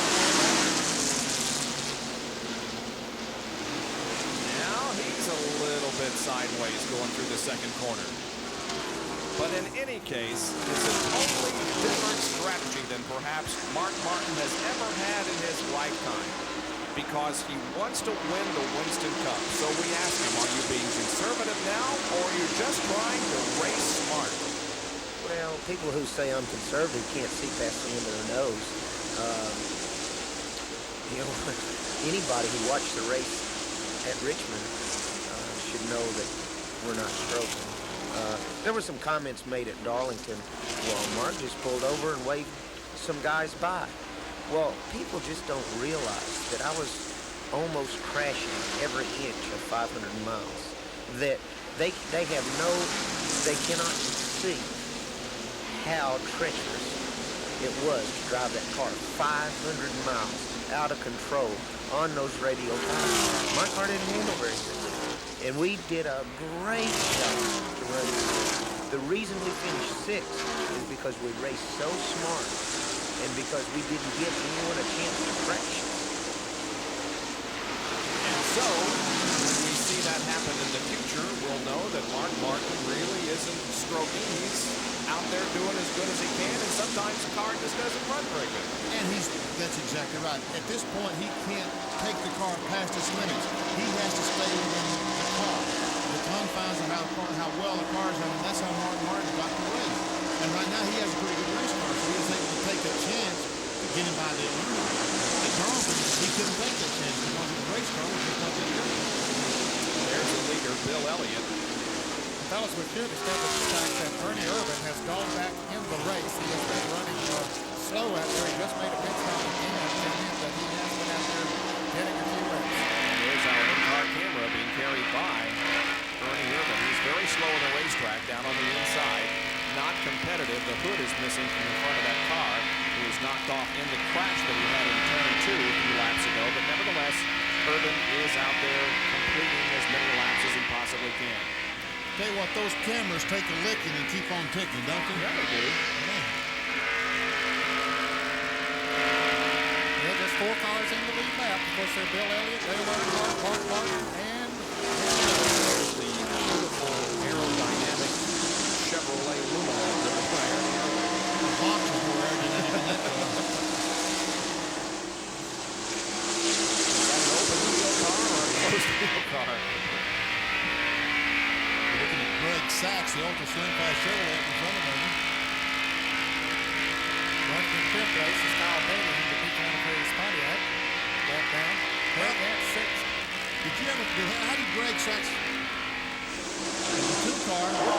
Jim Sauter. A lot of smoke coming from that car. Earlier in the broadcast about some possible grease dripping from that car. You can see a little bit of black on the back bumper. But now, Jim Sauter pulls the TKO owned car into the garage area. And so, scratch another car off the list, those out there in competition. They're being led by Bill Elliott, who is the pole sitter on this race in the Coors Spelling Ford. We'll be right back after this. Ricky Rudd, who was the fourth car on the lead lap, the fourth and final car on the lead lap, has dropped off the pace dramatically. He is running at the bottom of the racetrack. John, what's the story? Bob, it's a serious overheating problem. Ricky radioed in a few laps ago the water temperature all the way up over 280 degrees. They thought it might be a faulty gauge, but no, the oil temperature also going up over 230. The crew has some radiator fixing, that quick fix stuff that you put into the radiator, and they've taken all the tools and headed for the garage area. Ricky is just out there running the laps until they get to the garage area and get set for him to make a stop to fix the car. In fact, they have radioed Ricky and told him to come in to the pits and to the garage area on the next time by. Well, let's see if he does. He's in between turns 3 and 4. Yes, indeed. He's now off the banking, the 24-degree banking here at Dover, and headed down pit road to the garage area where the crew will try to correct the overheating problem. You know, Bob, he has had a good run of finishes going. He has 7 consecutive top 10 finishes, including a win at Watkins Glen. But I'll tell you, it's going to be hard pressed to get in the top 10 here today, having to pull into the garage area and see the crew, Waddell Wilson and the rest of the Levi Garrett crew go to work on that Chevrolet. So now there are only 3 cars in the lead lap. Elliott, Dale Earnhardt, and Mark Martin. There's the leader, Elliott. Martin right behind him, and then comes Dale Earnhardt. It looks like Mark may be closing in on Bill a little. I think he is. I think he is definitely. Since he got around Earnhardt, he is game. So he might be able to get up there and pass Elliott and get those 5 bonus points for leading. And there is Dale Earnhardt. Now, the number 1 car, Terry Labonte, just came in for a pit stop. He did. He just changed tires a moment ago in the Stoll Oldsmobile number 1. Now there's Harry Gant right behind Dale Earnhardt. He's one of the fastest cars on the track. Gant now has moved up to 4th place. He is a lap down, but running in 4th place. Brett Bodine is running in 5th position. Inside Brett Bodine's Quaker State Buick. This is owned by Kenny Bernstein, by the way, and Kenny was the one who really organized that benefit for Darrell Gwynn that we talked about earlier. Harry, once again, way up high on the racetrack, but as Ned has said previously, that's where he likes to run. He won't run that high in 1 and 2 because of the car. You see how he's in the middle of the racetrack? He just can't move up there and get in that slick stuff.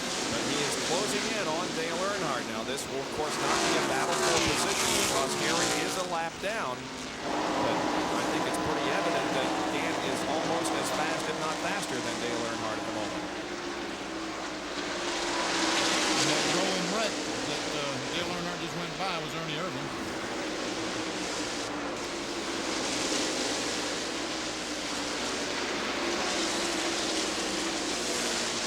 There's a good battle for 7th place. Huck Strickland on the move in the Ray Vestas Buick, moving around Kyle Petty in the Peak Antifreeze Pontiac, and then there's Sterling Barwin in the Sunoco automobile. Kyle was up in 5th place not too long ago, but backsliding a little bit, and here comes Dale Jarrett running behind Dale. Dale is currently running in the 9th position. Rusty Wallace right behind Jarrett. We saw Jarrett in the pits when they put water in it during a caution period, and apparently that water has cured his problem. He's been able to run okay. 6, 7, 8, 9, 10 right there, all in a battle for position. Well, hey, fellas, is there room for 3 wide? Well, Rusty Wallace backed off and he said, no, I don't believe I want to try that 3 wide coming off of that turn. So Rusty just has to kind of sit there and watch those 2 get their race out of the way so he can go ahead and try to race with whoever wins that race or loses it. It looks like Garrett's going to dive into the turn, and Rusty's going to fall in right on in there. Kyle just moves up and says, go ahead, fellas. You want to race that hard, well, go ahead. We're about 24 laps, 26 laps from the halfway point. Let's go to Jerry Perkins and Ricky Rudd. They are still working here in the garage area on the Levi Garrett Chevrolet. Waddell Wilson and the crew trying to decipher the problem, whereas Ricky still sits in the car. We'll try to get a quick comment. Ricky, why is the car overheating? What's the problem? Well, Jerry, I think it broke a radiator hose or something. It had a slow leak. Eventually lost just about all the water, and we rode around for a long time trying to keep it cool. And that didn't work, so they're going to try to replace the hoses and hope it didn't crack a cylinder head by putting the cold water back in it. Well, as you see, he is still in the car. He would like to get back out. He is currently 6th in the Winston Cup point standings, and sitting here under the green flag will not help his efforts there at all. And he is a 2-time winner of this event. He won in in 1986 and in 1987. Look at Gant still closing in on Dale Earnhardt. He was alongside Dale coming off the fourth corner, but he saw Dave Marcus, knew that Earnhardt would use Marcus for a pick going in turn one and had the ball coming. Dave Marcus is running in 17th place. He just went down another lap, so he now is being shown as 2 laps down. There's a lot of cars that are 1 lap down. There's from about the third, fourth position on the back. Crew now 16th. We got a crash. It's the 51 car of Jeff Purvis. This is the Bill Neil Bonnet car. It's the inside wall of the back. And it happened right in front of the leader, Bill Elliott. Elliott was able to get slowed down. And here comes Bill. Takes the caution flag. So does the rest of the field. Now this affords the guys an opportunity to come in for another pit stop as Jeff Purvis's plastic coat car sits at the inside of the racetrack in the backstretch. Here's a replay. You see him coming off the second corner, and he gets the car out of shape. The same thing I think had happened to Ernie Irvin.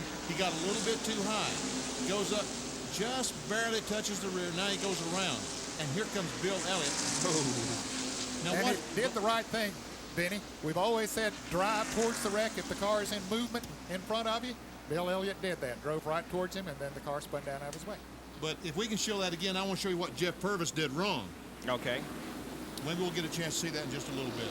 Jeff is only in his second Winston Cup race, so perhaps he can take a lesson from a former Winston Cup champion. Let's go to Jerry Punch to call this pit stop by the leader, Bill Elliott.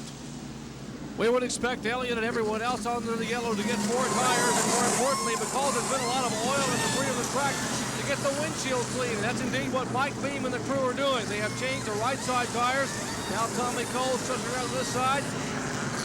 Mark Martin on the bottom of your screen. They are going left side tires there. The Jack Rouse crew working on the car number 6, the Folgers Ford. Meanwhile, the Ford crew have the car off the Jack. He is down and away. Mark Martin's crew finishing up their pit work. Earnhardt moving away. Like here's Mark Martin and Brett Woodine down pit road. Elliott, Earnhardt, and Martin out in that order. Here is a replay of the crash once again. Well, we see Purvis. Again, I think he got a little bit too high, got in the car goes sideways. He loses control, goes up, just touches the outside retain wall. Now he spins around. We see smoke coming off all 4 tires. That means the brakes are on. Now watch, the brakes are still on now. The car's going straight. He lets go of the brakes because he thought the car was going straight. But unfortunately, he had the wheels turned.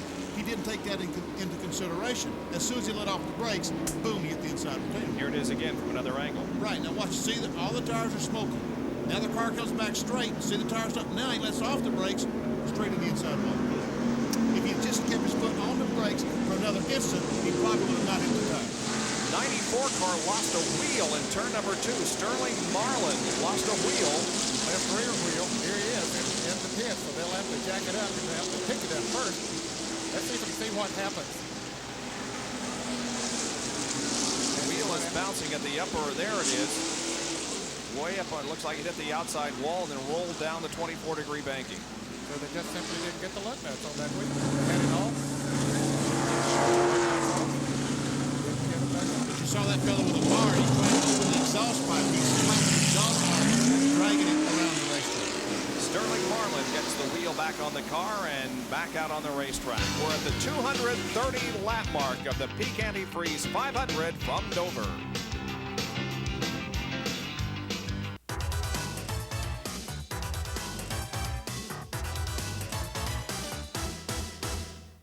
This track back is brought to you by Quaker State. The Big Q is one tough motor oil. A lot of you fans may wonder why a driver has a yellow car or a red car or a blue car. Well, in reality, the driver and crews have little or no input in what the car looks like on the racetrack. Corporate America, along with their ad agencies, are the ones that decide what a car looks like. Let me tell you a little story here. Now, in the Kyle Petty Peak shops, this is the first car that the ad agencies came up with. This is the blue top and this bright pink bottom, so it would show up pretty well on television on the racetrack. Well, they said, well, let's change it a little bit. The next car you build for the year, let's still have the blue on top and the pink in the front, but let's add a little blue on the bottom with maybe a white accent stripe, and that'll look good. They said, no problem, we'll change it, and they did.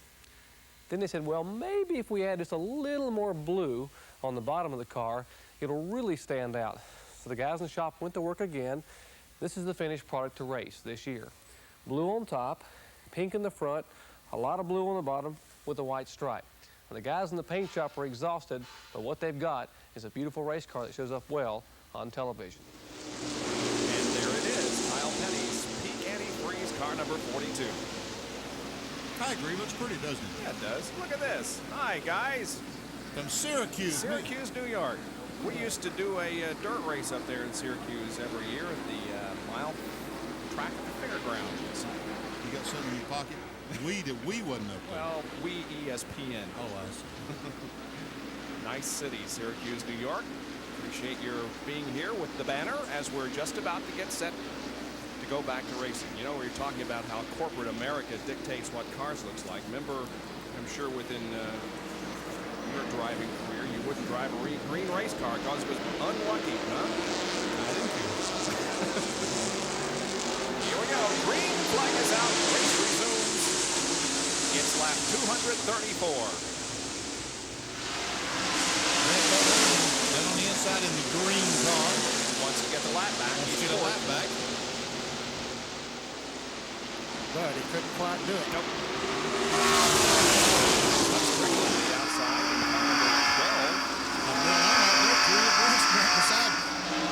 There was three abreast right beside of Brett Bodine, but Earnhardt did get the start of race one much quicker. And now Mark Martin's trying to get by him. Brett Bodine between second place, Dale Earnhardt in third place. Mark Martin. That's Strickland in the Ray Bestis Buick number 12 alongside Mark Martin.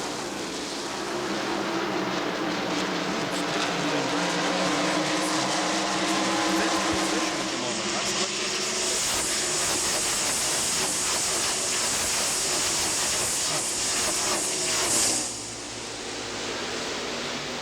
Here again, drove that car to 13th place finish last week at Richmond. We finally got that sorted out. Mark Martin's able to get by.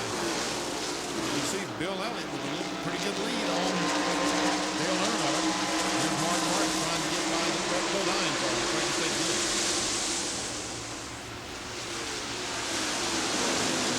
Right behind Mark is Rusty Wallace. The Virginia Drought Pontiac. Here's a pack of cars fighting for position. That's 15, Morgan Shepherd, Michael Waltrip outside in the 30 car. Dale Jarrett is involved in the battle for position as he now goes between Waltrip and Morgan Shepherd. Nice move by Dale Jarrett. He's marching forward. Fine move. Michael Waltrip got a little bit high and Dale Jarrett took the advantage, went right by and goes by Buzz Strickland on the outside.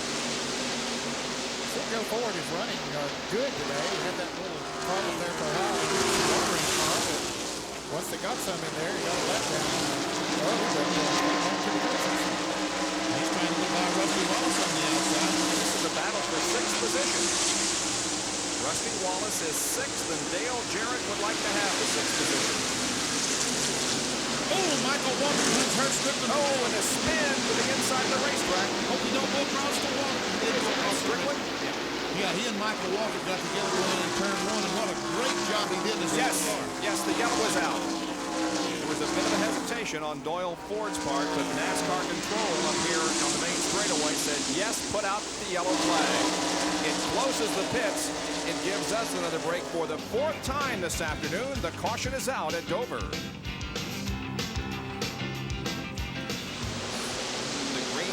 Just come out. The field out of turn number 2 down the back stretch. For the first half lap of green, it was a short caution period because of the spin involving Hut Strickland. And meanwhile, the battle up front now begins to heat up just a little bit as Dale Earnhardt is within a half a car length of Bill Elliott, the leader of the race. And Mark Martin is right there also. Those are the first 3 and the only 3 on the lead lap. Dale Earnhardt was struggling before the caution flag. Let's take a look at the reason for the most recent caution. Cars were in turn number 2 when there was contact. You see Hut Strickland spin, and he goes down and gets in the gravel. That's what the caution was for, was because he kicked rocks out on the apron of the racetrack. Now that's the apron that the cars use exiting the pits.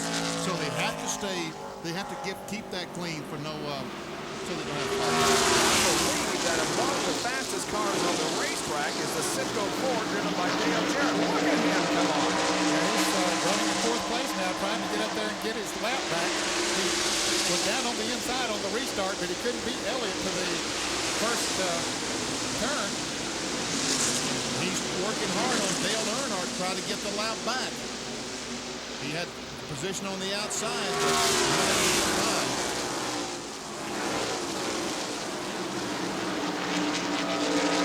Now he's going to try it on the inside. Look to the inside, coming off the fourth corner. Here they come down the front stretch.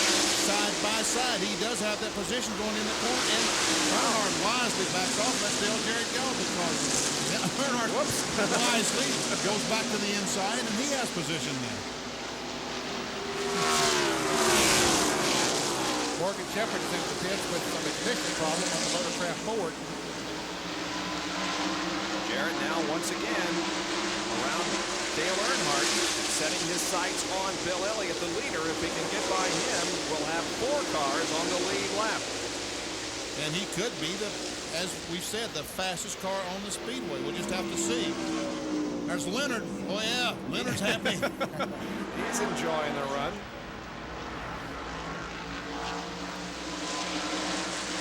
Dale finished 7th at Bristol about 4 weekends ago. Also had a top 10 finish at the Pepsi 400 in Daytona at Michigan. Look at Mark Martin trying to get alongside Dale Earnhardt. Took a look and let him get by. That's the battle for second.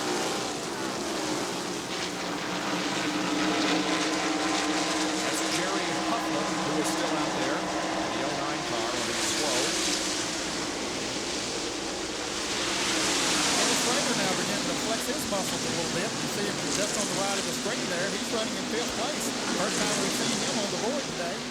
Here comes Schrader. He has had his ups and downs, but is on an up right now, that's for sure.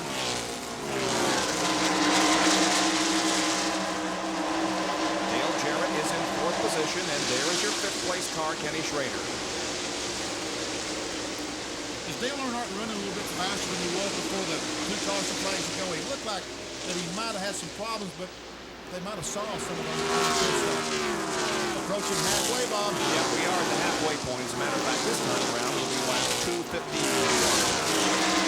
Well, we're also in the pit, and scheduled pit stop in the Crown Oldsmobile. We'll time a lap here by Earnhardt, and then we'll answer your question. We'll see if he's going a little bit faster. It looks like he is, because, you know, last time Mark Martin just drove by the lap. Now, either content to stay behind Earnhardt or not able to catch him. Well, they qualified about 25 seconds flat, so we'll see what kind of time they're running now. 26 seconds flat, and that's going to equate to 138.461 miles an hour. I did that in my head. Here comes Mark Martin to challenge Earnhardt for second. Position, but Earnhardt's going to drive it in hard, but he will drift up the hill and get Martin to get back on the inside. We'll see. Boy, they sure brought the crowd to his feet. They are up and cheering. Some of them cheering for Earnhardt, some of them for Martin, and some of them for Ford, and some of them for Chevrolet. Yeah, and some of them against rather than for somebody.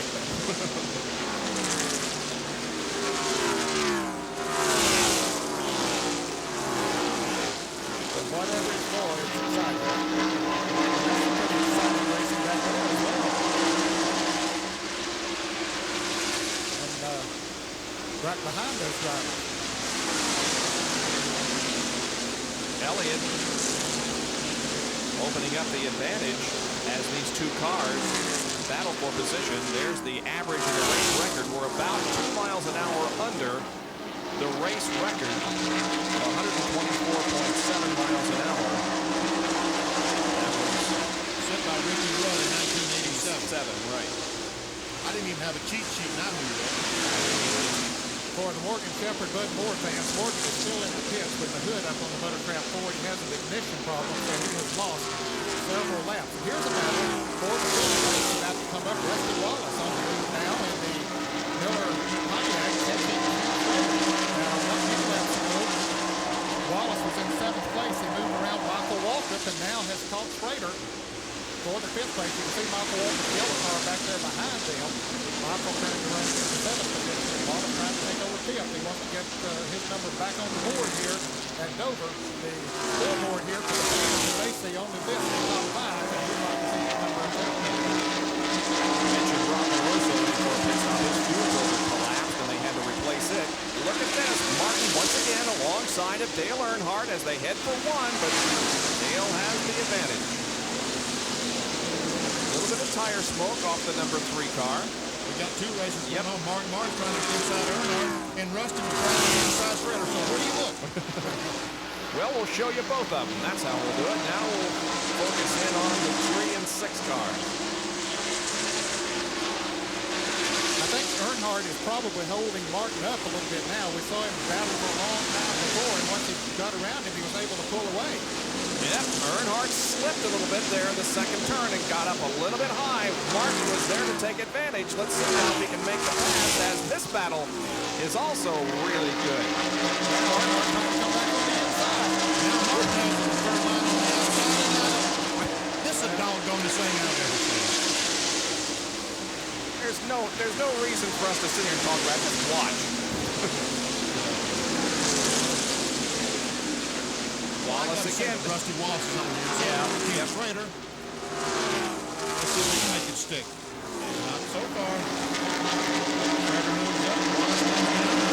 They're side by side. Now Martin side by side. Which one are we going to watch? We'll watch this one. Okay, we'll go back to this one. Our producer and our director busy.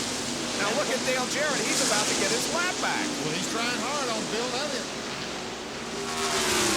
There's just... and the people seated right in front of us here in the booth, we have a window looking out over the racetrack. And people are turning around and giving the thumbs up to Ned.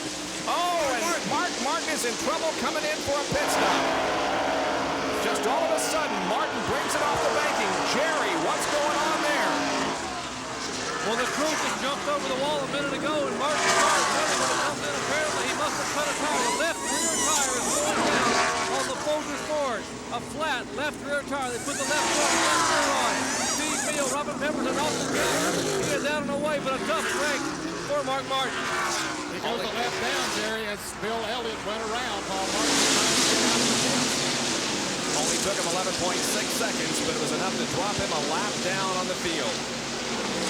So now, Bill Elliott and Dale Earnhardt are the only 2 cars that are on the lead lap. Dale Jarrett is right there behind Bill, trying to get back into the lead lap.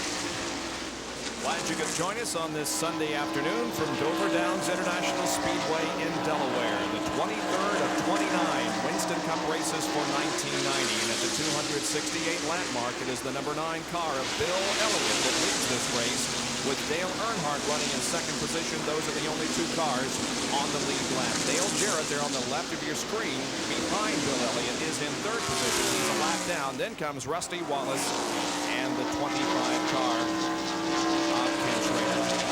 Rob, it's been a long time since we have seen just 2 cars on the lead lap. Do you know when the last time that a driver won in a lap by himself? Boy, it's been a while, I'll bet. I do not know. It was in 1987 when Kyle Petty won the World 600 in the Wood Brothers car. Over 3 years since that's happened. Yep. Timing a lap, as we give you the field snapshot if you watch for your favorite driver. And Jimmy Means passing through.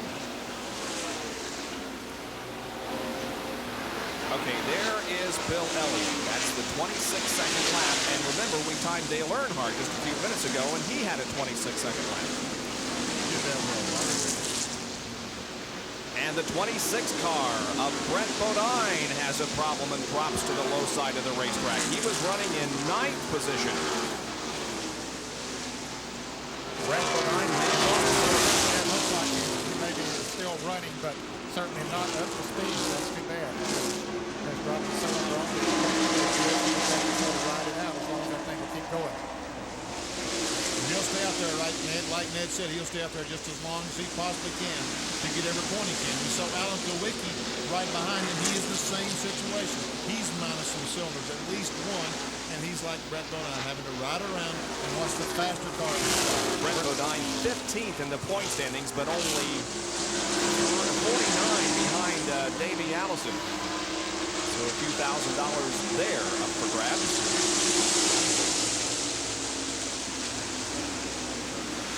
There is Alan Cole, our number 7. He's many laps off the pace, but again out there to gain those Winston Cup points.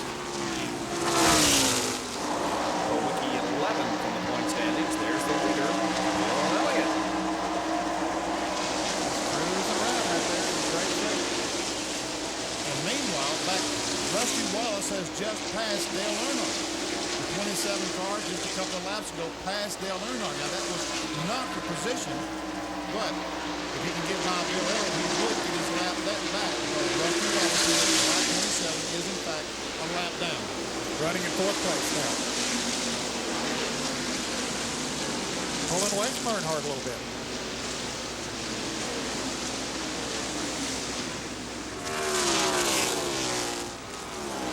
What do you think, Ned? Dale Earnhardt saw Martin have his problem. Do you think he could be taking it easy now, or is that his style? I know it's not him. Just say, or tell him to take it easy a little bit. Well, I'm sure that he's not going to take any chances now. His car is not as fast as Bill Elliott's right now. And those are only 2 cars on the lead lap. So there is no point in taking any unnecessary chances. I don't think the car is working quite as well as it did earlier when he was leading so much of this race. So I would say that he's taking it a little bit easy. And that's good and smart to do that. I mean, he'd be foolish to be racing a car that's a lap down.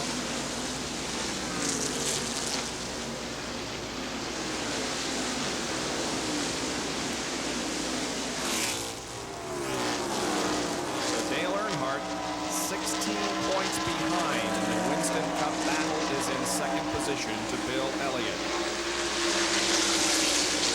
Mark Martin has dropped to 7th position because of his unscheduled pit stop for a cut tire.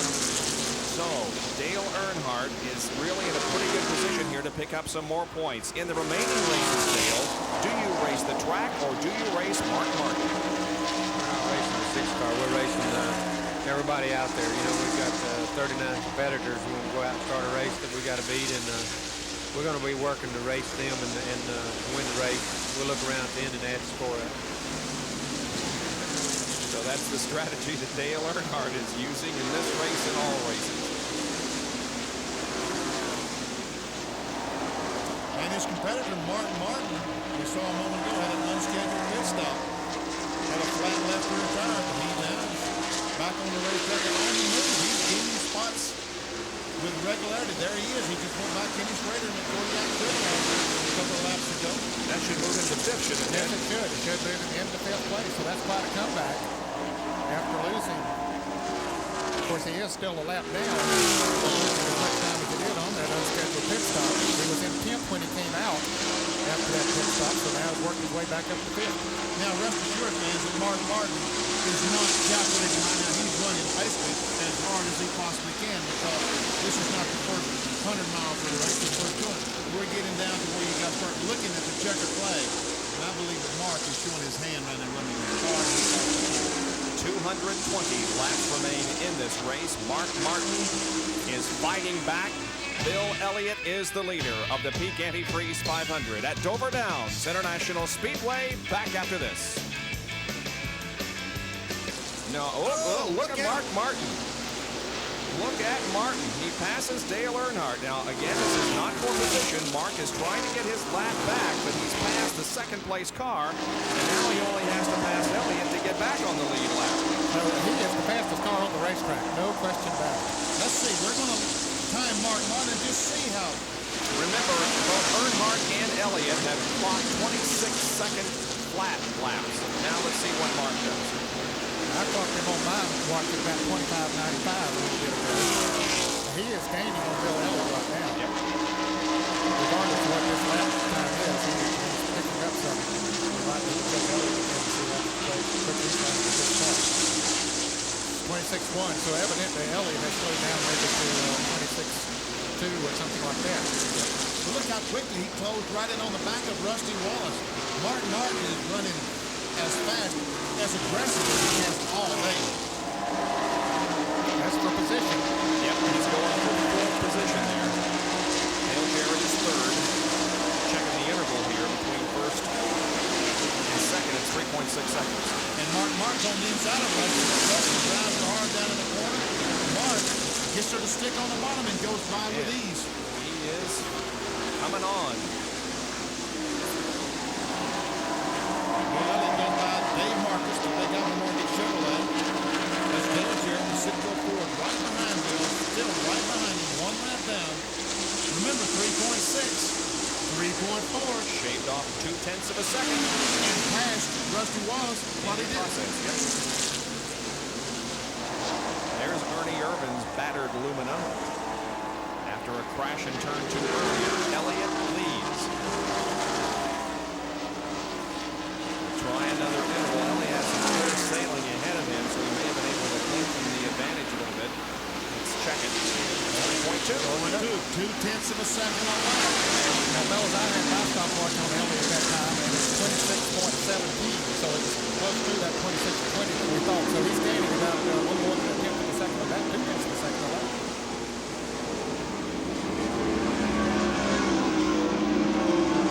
Do it again.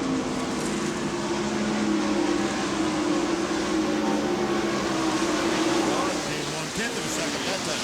All right, let's go to John Kernan for a comment. I'm sorry, Jerry Punch. When Mark Martin cut that left rear tire down and came down pit road, he had a problem with the handling of the car. The car was just too very tight. He couldn't get the car to turn in the corners. They put a sticker tire on the left rear, which was smaller than the tire they had on the right rear, therefore the stagger changed.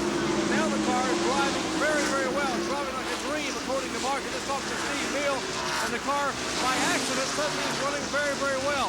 Meanwhile, Earnhardt has told children his car is very tight. They changed all 4 tires on their last pit stop. They had a lot of bite in the car. They got the car too tight. So Earnhardt will have to wait and bite his time. His car pushing bad in the turn. Yeah, there's no question that while we have been watching Mark close in on Bill Elliott, Earnhardt has been dropping back just a little. But obviously not working quite as well as he would like for it to. That's the problem with this racetrack. You know, if it's perfect in the beginning, it's not that good at the end. If it's bad at the beginning, it could be great at the end. Here's a battle for position. That's Ken Schrader at 25, Michael Waltrip at number 30, and Davey Allison at 28. These guys are racing for the spot. 6, 7, and 8 that they all racing for. Schrader running 6, Michael Waltrip 7, Davey Allison in 8th place. All their cars are 1 lap down. And also 1 lap down tonight is Harry Gant. Strickland is 10th, 1 lap down. Sterling Marlin 11th, Kyle Petty 12th. And all cars are 1 lap down.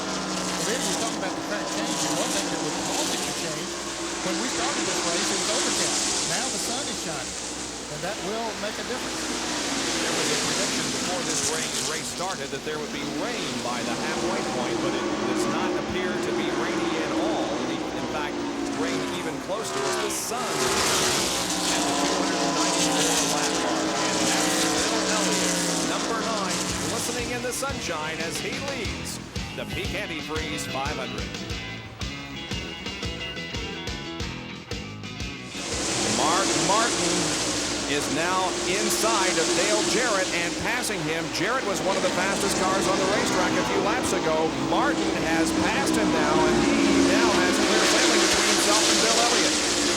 He is definitely gaining on Bill Elliott. And if this thing stays green, fellas, he'll get back in the lead lap in about 15 laps. And remember, if they have to make green flag pit stops, he's going to have a push right here for a little while. And then have to come in. Impressive performance by Mark Martin, who had to make an unscheduled pit stop for a flat left rear tire. Come on with a vengeance. But as Jerry said, that making that tire showed them that when you stagger up, it made the car that much faster. So they know something then for the rest of the day. How to size their tires up and put on that car. They get back in the lead lap and catch a caution or something. That may know something that the competitors don't know. That was Elliott by Allison Whitney. Greg Sachs from car. By the way, I was going to ask you, how did Sachs get home that night, man? We left him in Reading, Pennsylvania. He come right with Earnhardt, who's there for all of us. Boy, he is moving in. Boy, he sure is. Mark Martin has him on the interval. It's unbelievable. Let's take a look at the top 5 in the point standings. Martin, Earnhardt, Bodine, who's already out of the race, Rusty and Bill. And now here's where they're running in our race. Martin 4th, Earnhardt 2nd, Rusty is 5th, and Elliott is the leader of the race. Now 6 through 10, Rudd, Petty, Shepard, Irvin, and Schrader. And where they're running this afternoon, Rudd behind the wall, Kyle Petty is 12th, Morgan Shepard and Ernie Herman are both behind the wall, and Ken Schrader is in 6th. Boy, Schrader could take a big lead. Sure could. 3 cars out of the 6 to 10 is out of the race already. He was only 46 behind Irvin as they went into this race. Here's Mark once again. Look at him close in. No point in timing this season. No. He is there. Boy, that car is down through the corner. He just drives it deep in. Ready down on the inside point. You ever see Richard Petty going by Darrell Walton trying to go by Darrell? Darrell was in the pits just a couple laps ago. Elliott pulls alongside the King. The King is 18th and now goes 3 laps down. And Mark, back up. Bill. Once again, the crowd on its feet here in front of us as they watch Mark Martin sit on Elliott. See, Mark was not able to let the car drift up coming off turn 4. And look, it cost him about 5 or 6 car lengths. Just the fact that he had to hold the car down because he didn't know exactly where Richard was. And you'll watch him this time, he'll take the car right up, watch his groove right up at the top of the racetrack. He wasn't able to do that last time. Well, Bill Elliott, the winner of the race, has been in this position before. He knows what it's like to be in the battle for the Winston Cup. So, Bill, what do you think is going through Mark Martin's mind right now? Well, Mark's kind of like we were in 88. We're pumped up. He's pumped up. You know, but you got to look at the standpoint that Earnhardt and them's been through it several times and they know what to expect. But, you know, it's going to be an interesting points race. But I still say it's going to be the one that has the least amount of mistakes from this point on because there's still a lot of races left and a lot of things can happen. If it goes to being close into Atlanta, you know, I'd have to say Earnhardt had the advantage over Mark going into Atlanta. But, you know, still it's going to be a situation that, you know, the short track race is going to pose a big problem because that's where Earnhardt lost it last year with the situation he had at Wilkesboro and then falling out of Charlotte real early. But, you know, you just have to wait and see. And if you stay with us here on ESPN, we will follow the battle for the Winston Cup right to its conclusion. We've got Martinsville coming up next weekend, then North Wilkesboro, then we've got Rockingham, Phoenix, and the final race of the 1990 season at Atlanta. We'll take another break and be back with more live action of the Peak Antifreeze 500 that Bill Elliott leads.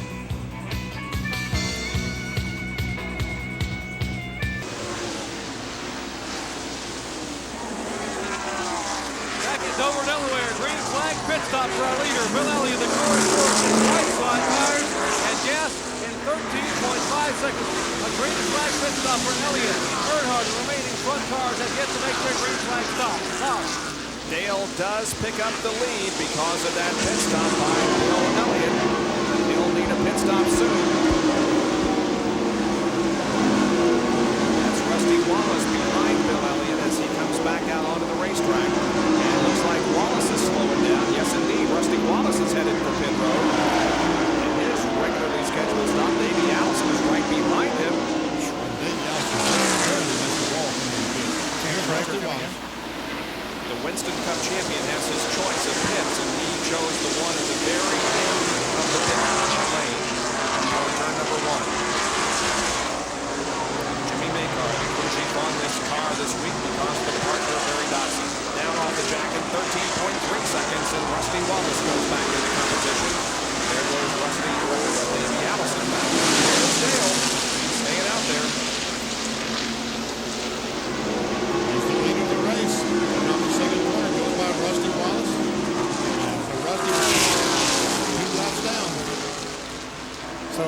is still in the lead lap. So if the caution should come out, it wouldn't hurt him that bad. Here's Dale Jarrett. John Kernan reports on Jarrett's pit stop. The Wood Brothers crew goes to work. It will be a right side tire change only. This is our 4th place car. He needs a really good pit stop. Eddie Wood throws the right front tire to limit with Ritter still cleaning some of the debris off the front of the grill. The right side tires are on, waiting for the last drop of gas to go in. It does. 14 seconds even, and Dale Jarrett is away. Not a bad pit stop. Out goes Dale Jarrett. Three cars this time so far have been within 1 second of each other in the pit stop. Earnhardt stays out there, stretching the fuel mileage. There goes Dale Jarrett down the lap for the moment. I'll tell you one reason Earnhardt is stretching these folks, because we've only 318 laps. Bill Elliott may have to make a team pit stop to get him out of the rest of the day. If Earnhardt can stretch it just a little bit further, he may be able to make it on the one pit stop. Gasoline once again may be the difference here. Michael Walter in for a stop. He's running in the top 5. The 3 car is slowing. Here comes Earnhardt. Down off the ball. Jerry Punchy's headed your way. Dale Earnhardt. And Benny Parsons, that's exactly what they're trying to do. Remember, they ran 94 miles at Richmond last week, and it was fuel mileage that won that race for them up there. They have pitted here on lap 320. They have gone 90 miles. If they run 90 more miles, it'll be lap 410. And then they can make it on one more fuel stop. If. They have changed right side tires, got it very full of fuel, and it is down and away. 15.5 seconds. Isn't that amazing? Every team has been around the 13.5-second mark on the pit stop. You're right, Jerry. There are a lot of ifs to be answered the remainder of the afternoon. Now, remember, Mark Martin does not need a pit stop for quite a few laps. But he is the leader. He is the leader of the race. He'll just get back to start-finish line right now. 5 bonus points. And he can go about 30 more laps, fellas, as far as fuel is concerned. So he might be able to lead this thing for a pretty good little while. Of course, the caution would help him. So he's back in sync as far as everybody now has made a green flag pit stop. But he'll have to make one before anybody else if we're going to have it. Well, he has to be known. He has to make at least 2 more stops. And Dale Earnhardt may be able to get by with 1 more stop. Mark Martin assumes the lead of the race. With 322 laps completed. And now running in second position is Bill Elliott. We'll be back with more of our live coverage here at Dover Downs International.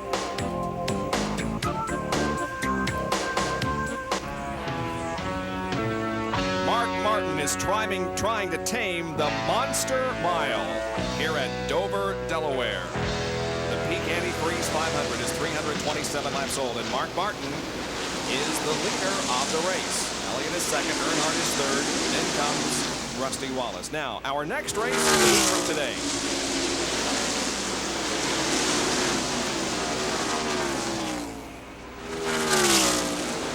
Martin running lap after lap, but he's going to have to get probably in the next 10 laps. He will have to come in. 2 wins on the Winston Cup Tour for 1990 for Mark Martin. There's second place, Bill Elliott, looking for win number 1. He, of course, was the whole center of the race, eligible for $15,200 $50 bonus money should he win the event. Third place car is Dale Earnhardt. There he is. Those 3 cars are on the lead lap. He's right behind Rusty Wallace and Dale Jarrett. Both those cars racing for position for 3rd position. Make that fourth position. Rusty Wallace running 4th, Jarrett running in 5th place. There are 9 cars that are 1 lap down. We're seeing 2 of them there. That's Rusty Wallace and Dale Jarrett. Not too far behind them is Davey Allison in 6th. Michael Walter is 7th. Kenny Schrader 8th. Hutch Strickland is 9th. Kyle Petty 10th. 11th is Harry 10th. And Sterling Marlin is in 12th place, 1 lap down. Sterling just made a pit stop the last 4 days. There's a 28 car, Davey Allison, 6th position. Rick Wilson in the yellow car right in front of him. There's Michael Waltrip, the Maxwell House Pontiac. He's 7th.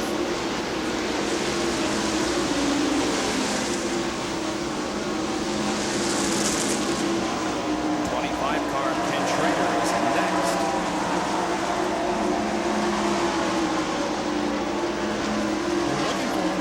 Could be there. Schrader at 8.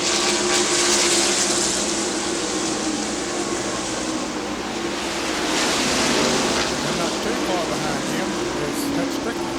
There he comes to 12, and that's a battle right there. 4. Yep, 9th position. 9th position. Kyle Petty trying to take away 9. He's currently in 10th. That's a good 12. Mid 12 is a good by that Hunt, of course, has never won a Winston Cup race. Okay, here's a trivia question. Who was the only driver to get his first career win? Yes, I am. Jody Ridley. I do. Jody Ridley in 1981, and Kyle Petty picked up the position from Hudson. Strickland back to 10th. Kyle Petty in 9th. Here comes a 33 car, and here again he's 11th. Yeah, he pitted about a little bit before the rest of the car in the 4 car. There's the 66 car, Dick Reckle. He is more than 1 lap down.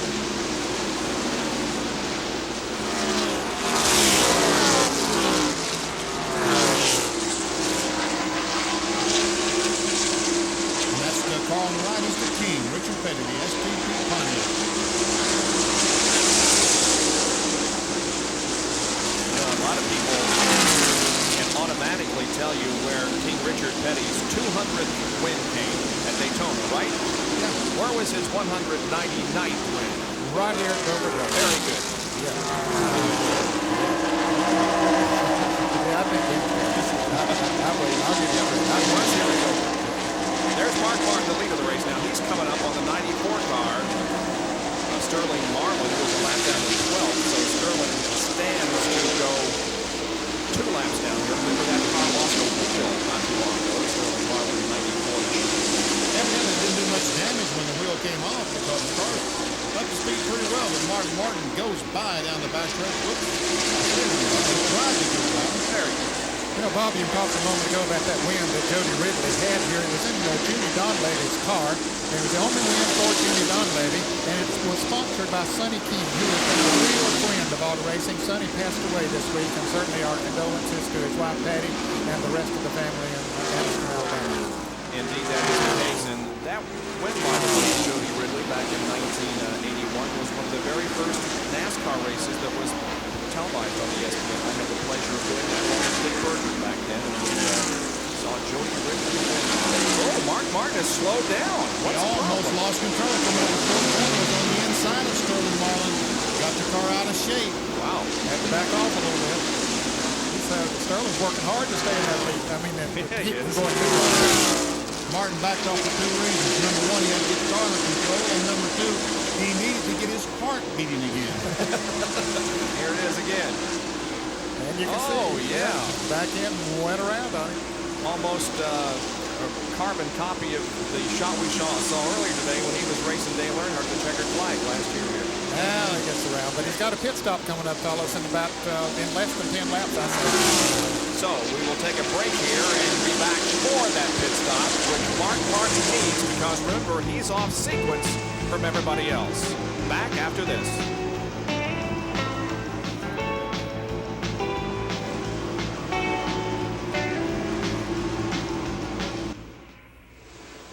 Here's a look at the top 10 after 343 laps. It's Mark Martin leading Bill Elliott, Dale Earnhardt third, Rusty Wallace fourth, and Dale Jarrett fifth. Only 3 cars on the lead lap. Then 6 through 10, Davey Allison, Michael Waltrip is 7th, Ken Schrader, Kyle Petty, and Hut Strickland running in 10th position. Now, Mark Martin is due for a pit stop before too long. Probably going to come in the next, 5, less than 10 laps. Let's go to Jerry Punch. What's the story down there in Roush's pit? Well, they're very pleased with the way the car's running right now, Bob, as you would suppose. But remember, they changed only left side tires when they had that cut left rear tire, so the right side tires have gone a long way. And they are significantly worn, but they are still running awfully well. According to Jack Rouse's calculations, we would expect them to pit around lap 352, which would be about 6, make it 5 laps from now. That would be their window on fuel. But their tires right now are holding up pretty well. Well, Mark Martin does not want to see a crash, but he sure would like to see a yellow right here, wouldn't he? That's a great benefit to him.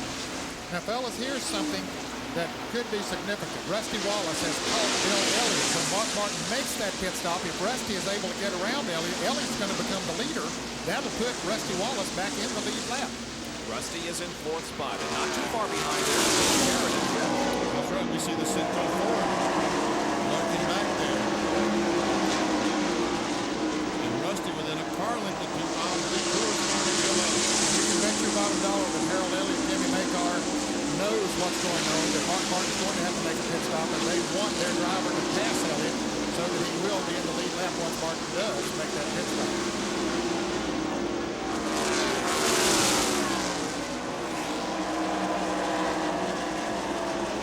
Rusty closes in on Bill in the 4th turn.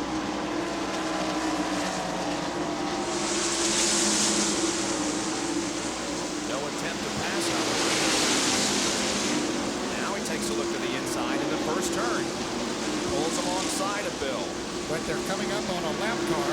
Let's see if that's fair to body up in front of them. Don't know if it'll have any effect or not. He's far enough in front right now that it won't affect him as Rusty tries him again off of turn 4. Rusty tries to go to the inside. Just can't get the grip that he needs down there. Now, it's tough to get traction, Benny, coming off that turn on the inside. As we saw Mark Martin a little bit ago, the back end just went out from under. I think turn 2 will be the place he can do it right here, but he won't do it this time. Mark Martin coming in. Mark Martin slowing in turn 4 and headed toward his pit, Jerry Punch. It will be a critical pit stop for our current Winston Cup point leader, the Folgers 4. Next down, Bill Robert Timbers and Steve Mill in the crew will change only right side tires and add fuel in the car. You hear the car revving. Mark Martin pushes the drink away to clean the windshield. And now the car is stalled. The car has died. Now it's refire. The car does refire. Get the car away.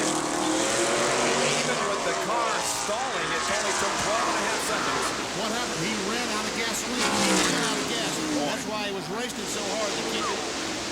That was kind of close, huh? There is Elliott, who now is the leader of the race. And Mark Martin, there's Bill Elliott coming off the 2nd corner. Mark Martin is just now coming in the 3rd corner. So he does stay on the lead lap. That was a good pit stop, and he was pretty far out in front of Bill Elliott. So he did stay in the lead lap. Rusty Wallace trying to get him in the lead lap. But Bill Elliott has different ideas. Rusty's worked on Bill, trying to get by him. He's got his tires a little bit hot. He's not getting the grip that he needs. Dale Jarrett, meanwhile, has been following those cars, keeping those tires cool. He's closed up on the back one from Rusty Wallace. So it's Elliott leading, Earnhardt 2nd, and Mark Martin now 3rd at Dover Downs.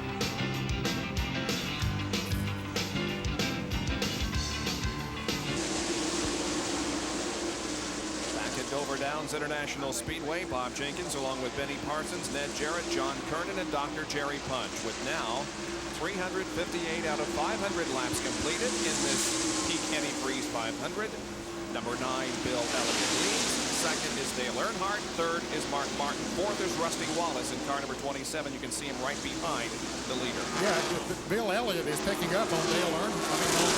Let me turn that around. Dale Earnhardt is picking up on Bill Elliott. He has caught Jarrett back there, who is right behind Rusty Wallace. You can see Earnhardt there. He is down on the inside of the racetrack. So he is definitely Bill Elliott. So Dale Earnhardt is in 2nd position now for 2nd and 3rd position for the last few laps. Now look at Rusty trying to squeeze Bill Elliott behind Richard Petty. Behind in the lead lap. Taking advantage of traffic here, but Elliott is going to be able to go to the outside. Richard moves down to the inside. Hey, I'm not going to be a part of this. No, he's going to be out of the way. 27 and 21 cars are battling for position. cars are together, and the 3 and the 9 is back in position. They're battling 27 and 21, battling for the 4th spot. Look at Earnhardt coming. He's on the inside of Dale Jarrett. It's a pretty good grip on turn 4, but I don't know if it's good enough.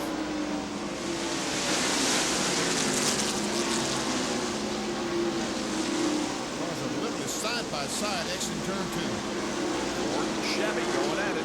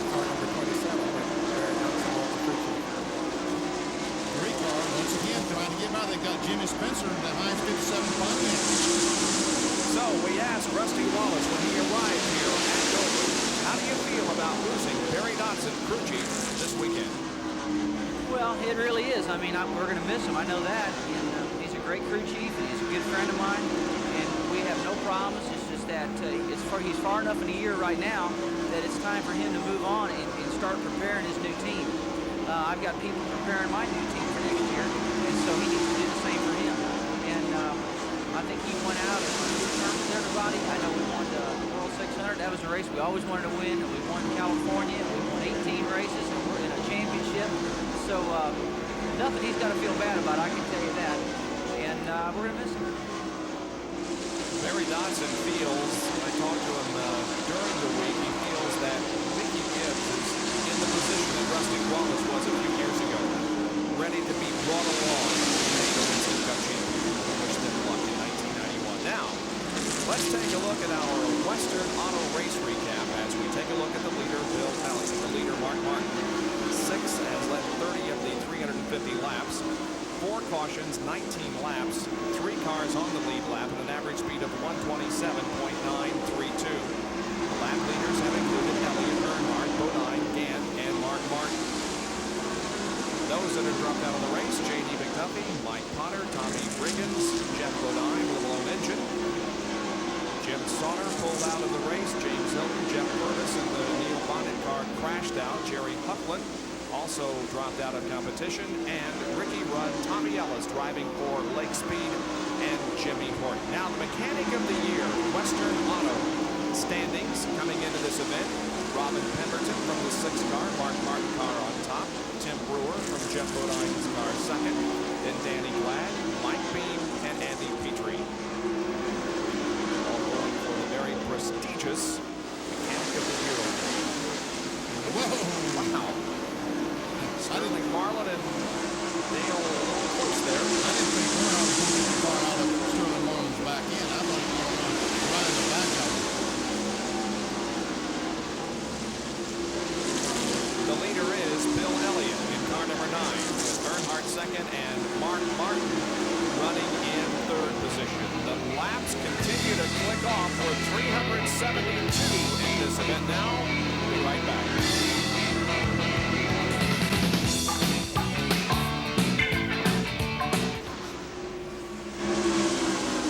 Elliott from Dawsonville, Georgia, is the leader of the Peak Antifreeze 500. He started this race from the pole position. Okay, you guys, here's another trivia question. Who was the last driver to win the Peak 500 from the pole position? It's got to be Bill Elliott. He was the race at that. Nope. Bill Elliott. Thank you, Ben. 1976. Benny, go to your history book. Study a little harder. I'm going to do that.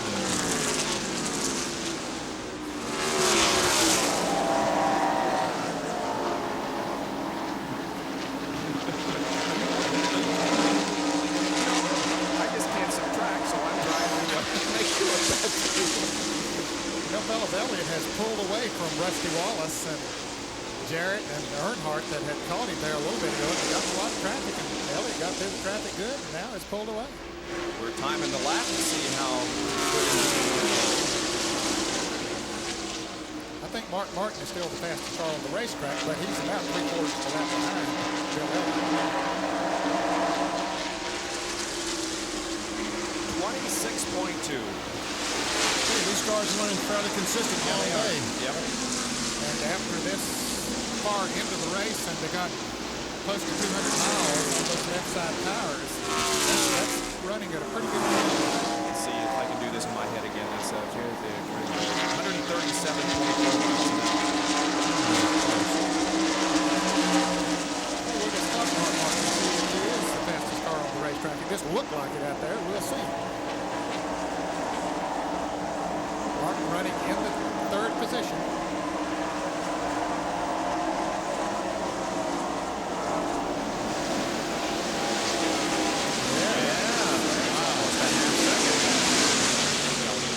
Wow. And that computes to a speed of... Tell him, Kenny. 139.5. So he's sneaking around that computer. Martin. You know, he got to be able to stay in pit stop. I believe he'd be the car to beat. He could be, and he still might be. $15,200 available in this race. But you know, we really had a lot of winners of that Unical bonus this year. Kyle Petty won a whole bunch of money at Rockingham, $228,000. Then Dale won it at Talladega, and Jeff at Martinsville, and then Earnhardt won it most recently at Talladega just 2 events ago. So it's down to Darlington. So it's down to 15-2, but Bill could take that home this afternoon. And I think that 15,200 would be the least amount won in the Unical Challenge. Yeah, look at that Kyle Petty. He went almost all. Rusty Wallace won it the second race in 1989. And he went to Rockingham the second race, the third race in 1994. Anyone won it. Top 20 after 383 of the 500 laps here at Dover.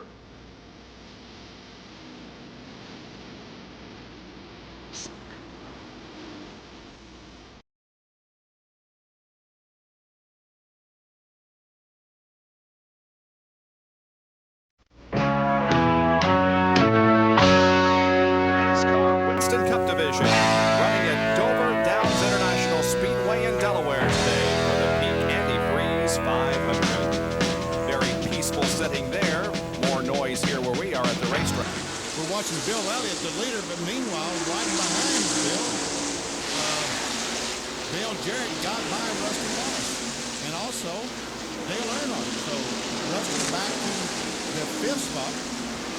Earnhardt between the two cars that are a lap down. The red and white 21, Dale Jarrett, and the black 27 are a lap down. The black 3, Dale Earnhardt, is our second place car.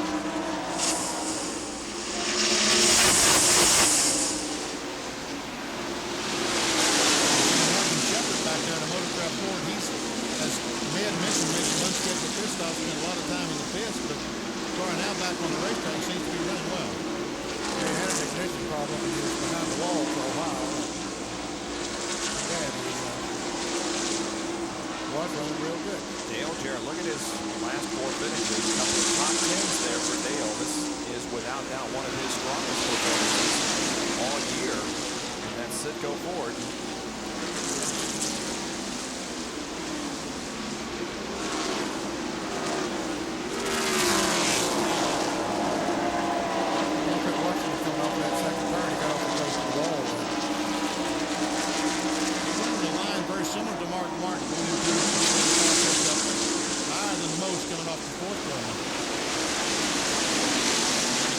There's Morgan Shepherd in the 15 car, the Bud Moore car. 1991 team will stay together, I guess, on the Bud Moore situation. Yeah, Morgan told me at the ball game Thursday night. They all would stay together again there, but just moves around. Rusty Wallace. Oh, we have a car in the wall. Dick Trickle spins on the backstretch and hits the wall. Now the yellow flag comes out. Our 5th one of the day. This is going to tighten things up. It sure is. We're going to find out if Mark Martin is in fact the fastest car on the racetrack, because he's going to have to pass. This will allow Mark to come in and get a 4-tire change, because remember, it's been a couple of pit stops since he changed left side tires. So the caution comes out. Right now the pit area is closed.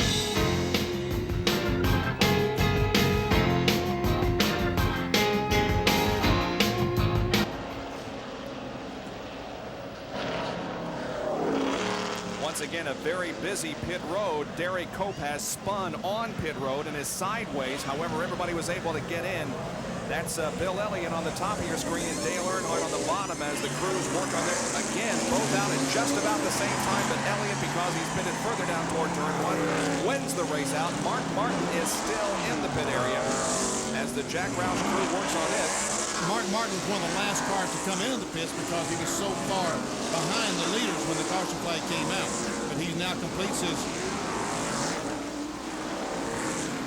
Derek Cope spun on pit road, as we said, and kind of jammed things up just a little bit. Watch the top of your screen as Derek came in just a little too hot. You will see him lock up the rear tires, and around he goes. And everybody hits the brakes behind and kind of causes a bumper accordion type thing. The reason we are under this caution is because of a crash involving Dick Trickle in turn 2.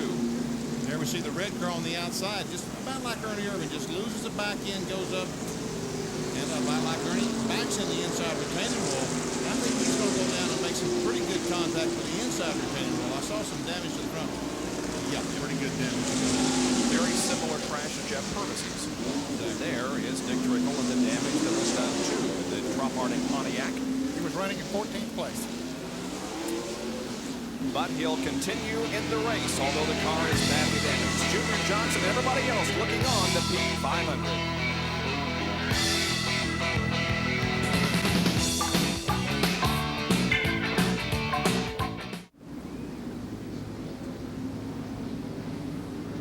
Back at Dover International Speedway, under caution because of an incident involving Dick Trickle on the backstretch out of turn number 2.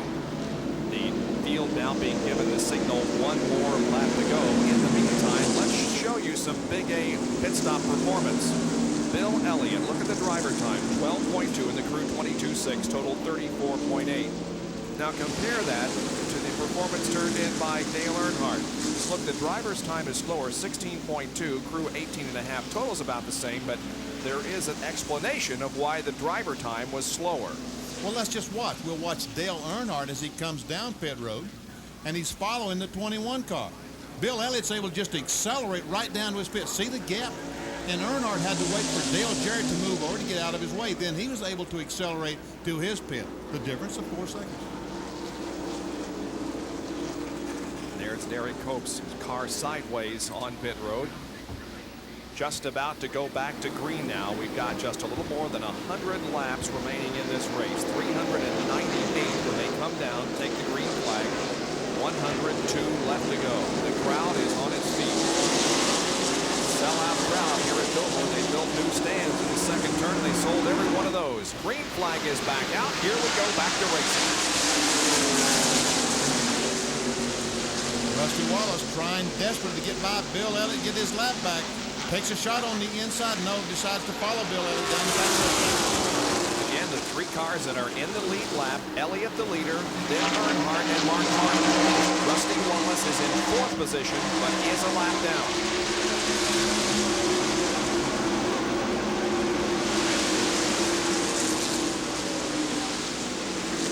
Earnhardt drifts a little high in the second turn. Almost opened the door for Mark Martin. He cracked it, but Martin was not able to walk on in.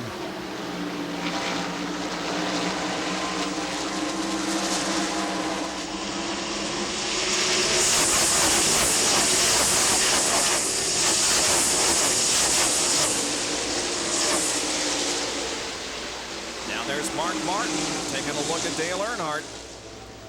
Battle for second position. As low as Mark Martin has been running the last couple of 100 miles, unless Earnhardt can keep it on the bottom of the racetrack, Mark's going to be able to get by him. Now look at Mark trying to go on the outside. Sideways again.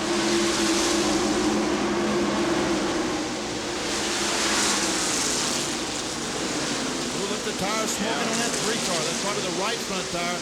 Looks like the 3 car picked up a push, and Mark Martin pulls alongside. Mark Martin making the bid for second position, trying to pass Dale Earnhardt. Earnhardt will have nothing of it, but look at Martin get the bite on the low groove, and Martin moves to second. Here comes Harry Gant. Gant currently being shown in the 5th position, 1 lap down. And a great battle going on behind the action up front. Kyle Petty is involved in the race with Ken Schrader, Michael Waltrip, also Hudson. Whole world side by side, it looks like. Here's Schrader now trying to take over the 7th position from Michael Waltrip. But Strickland don't know quite who to follow. He decides to follow Schrader. That was a wrong decision. And look at the smoke coming off his car as well. I said 7th. That would be 8th position. Kyle Petty is running the 7th place.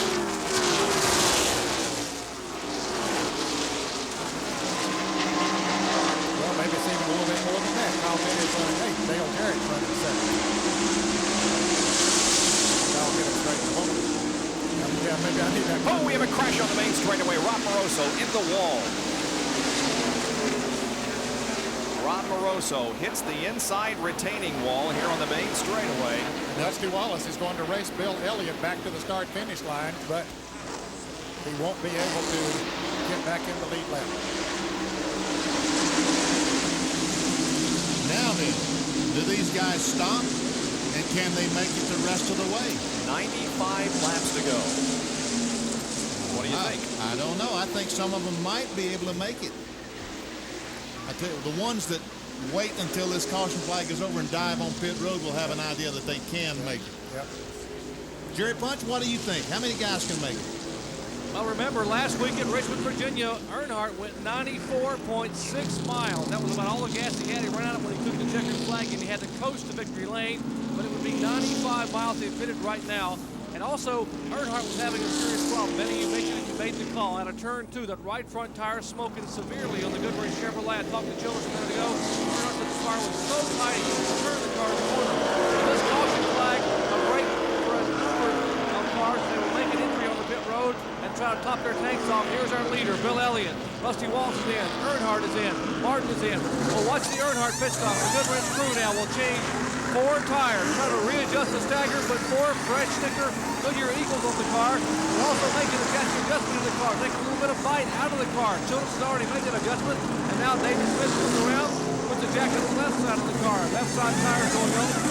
Six on the bottom of the screen. Earnhardt, now his car is out of the way. Still working on the Martin Folger is forward, and left side tires are on. He is out of the way. And Rob Moroso's Crown Oldsmobile making the left-hand turn to the garage area. So a break for a number of drivers, including Earnhardt, to get a chance to change tires and adjust the stagger. Gentlemen? They made a major adjustment on the 3 car. Yeah, it looks like they took 2 or 3 rounds of wedge out of the car, and some of these cars are so sensitive that a half round makes a difference. So that was a major adjustment. So the track crew is now here on the main straightaway checking it over for any debris that may have been put there by Rob Moroso when he hit the inside wall. We're back at Dover, Delaware in the waning laps of the Peak Antifreeze 500. We just had a caution flag for the spin of Rob Moroso, and everyone has made a pit stop. And gentlemen, the strategy is this. Can you make it the rest of the way on fuel? They pitted with some 94 laps to go, which is 94 miles here on a 1-mile track. And a lot of people here on pit road are thinking about maybe not risking it. We know Earnhardt's crew, Chocolate Myers, here their gas band standing against the pit wall, waiting to possibly top off that tank. We'll see if they get the 1 lap to go signal. They may make an entry on the pit road. They're still waiting. We're watching the Martin crew, the Earnhardt crew, and of course, Bill Elliott, our leader. Well, Jerry, they are going green. They got the 1 lap signal last time, and so they did not get the opportunity to come in and top off the tank. And so the green flag flies on lap 409.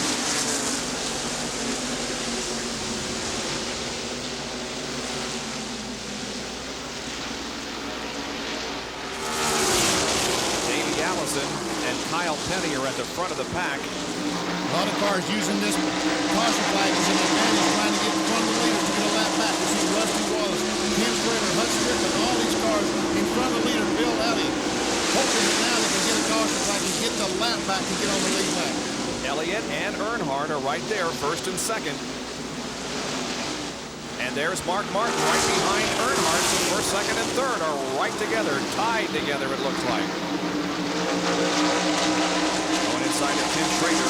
Martin looks low coming out of 4. It's 3 abreast coming out of there.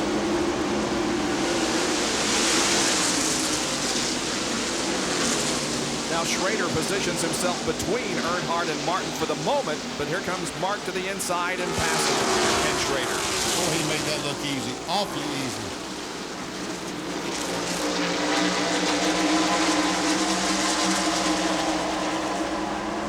Martin has had his ups and downs, but the bottom line is that he has, for the most part, stayed in the lead lap. When he wasn't in the lead lap, he set out to get back in the lead lap, and he did. And he's kept the leaders in sight nearly all day. Bill Elliott on the inside of Rusty Wallace right in front of Earnhardt. There's Bill on the inside of Rusty. Rusty goes up the hill. Bill on the inside trying to put Rusty a lap down. That's Hut Strickland right in front of him.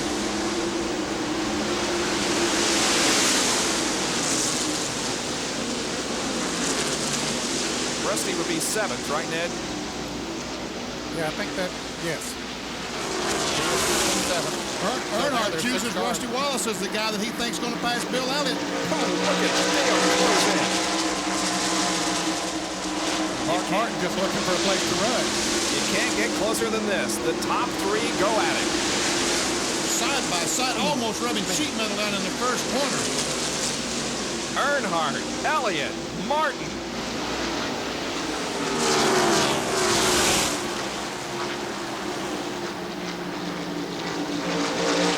Martin looking for second position. He's got it. For the moment, they touch coming out of 4. And they might have touched again going down turn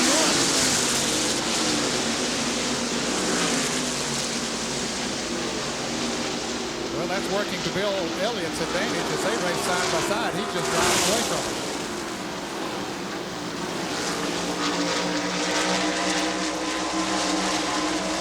Martin's car working so well in the middle of 3 and 4, in the middle of 1 and 2, in the bottom of the racetrack. But still, Earnhardt fighting so hard to keep, and he does take that second spot away from Martin. Let's take a look again how they touched twice in about a half a lap. Here's the first little bump. There we see the smoke come off the tires when they rub the sheet metal. And then they boom. touch again. Going down turn 1. Anybody said Martin was stroking? That's pretty aggressive driving. That is for sure. But we see the telltale smoke coming off Dale Earnhardt's car. That means that as the more laps he runs, the hotter that tire gets, and the more it's going to slide up the hill.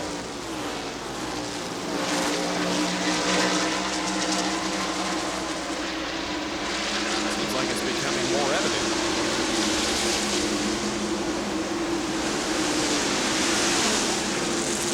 That battle settles down now for just a little bit, although the tire smoke continues off Earnhardt's car. It is Bill Elliott in the lead as he tries to put a lap on Rusty Wallace, put him down another lap. For the moment, Rusty has him back in the lead lap, but no, Rusty now goes a lap down as Bill passes.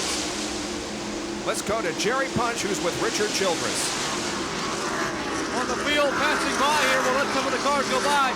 Richard, last time you made a chassis adjustment on the car, but we're still seeing a lot of smoke out of that right front tire. What's the problem? Well, the chassis is still a little too tight. You know, we're down to sticker tires, and those sticker tires are just automatically too tight. So, you know, we're going to have to go the best we can right here. You're pitted with 94 laps to go.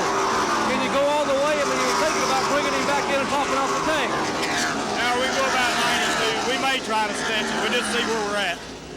Their calculations said they can go 92 laps. They pitted with 94 to go. It's going to be close.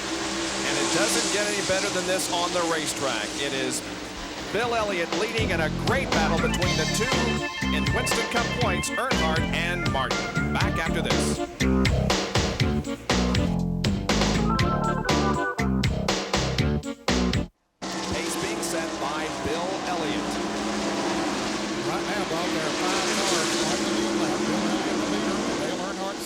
Martin third, Davey Allison is fourth, and in fifth place is Kyle Petty. Now, Allison and Kyle Petty are not too far out in front of Bill Elliott, but they've got a pretty good lead out in front of him, so the Dolphins they would be in good position.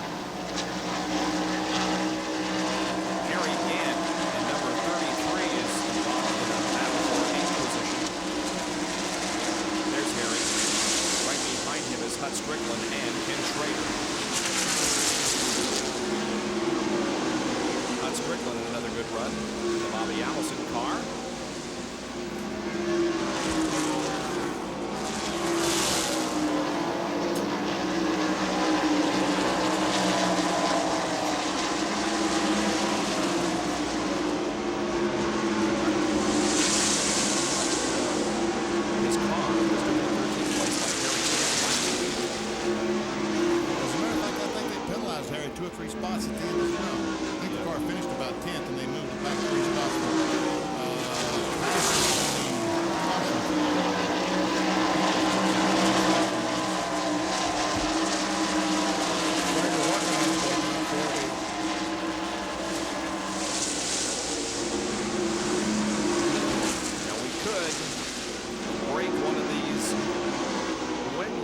In 1990, Bill Elliott has a 7-year streak on the line. He's won a race the last 7 years and is leading today, so he could break that. But here's the battle for second position. Earnhardt and Mark Martin. Still trying to get by Earnhardt. You'd think that this race for $1 million would have been going after the last 15, 20 laps. You would think this was Atlanta and they were separated by a single point. It might be for $1 million. You never know. Might.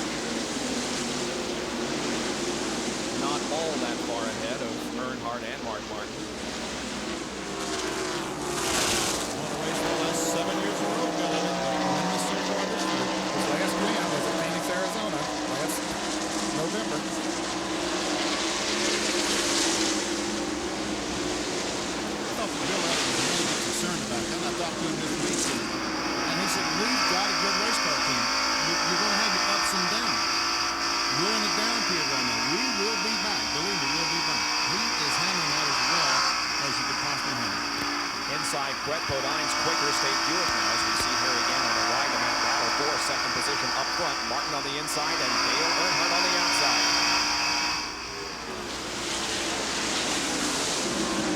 You're not looking at tape, it's just as live. Repeats just about every lap, but it is live.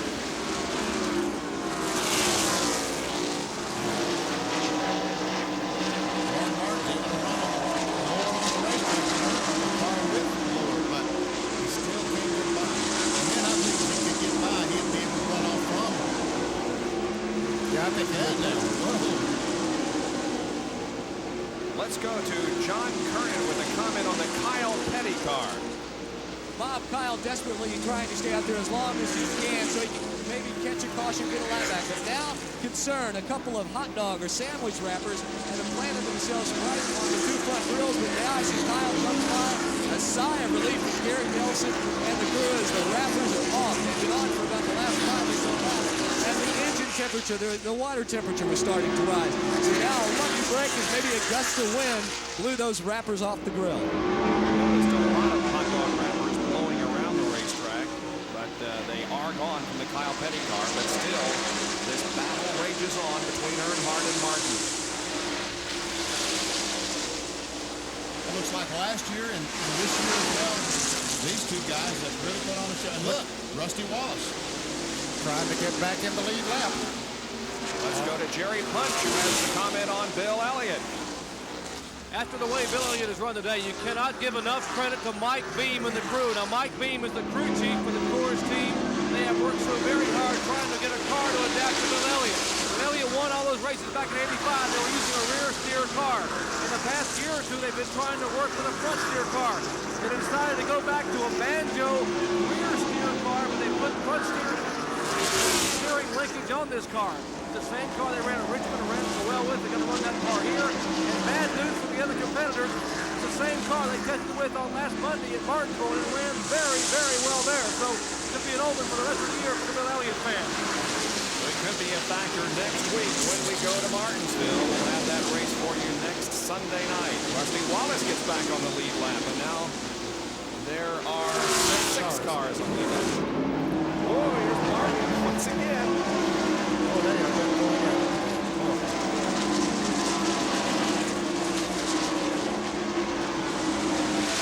Martin once again not able to get by. Mark, why don't you go back and watch Earnhardt drive around? No, he's going to try to get up there in second place because I'm like you, Benny, and I think Mark Martin knows it too. If he can get around Earnhardt, I think he can pull away from him. Earnhardt drives down the corner so hard, drifts up, and gets a good bite up there. Gets such a good bite, he's able to pull back in front of Mark Martin.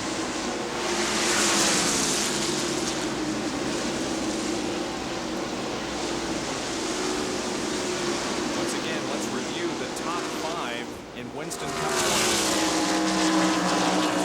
Came into this race and where they're running at the moment.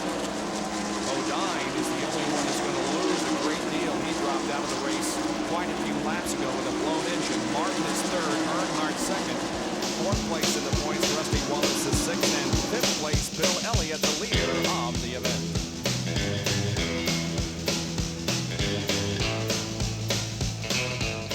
Coors Ford showing the way in the Peak Antifreeze 500 here at Dover Downs. But the real battle for position and for the dominance in Winston Cup points between Mark Martin in number 6 and Dale Earnhardt in number 3. It's the same scenario every lap. It seems like we've seen this picture 1,000 times today. And Earnhardt pulls the way down the front straightaway. There's Harry Camp right behind them at the green car, number 33, the Cole Oldsmobile. Now he is the first car that's one lap down, currently being shown in 7th place. So there are 6 cars on the lead lap now.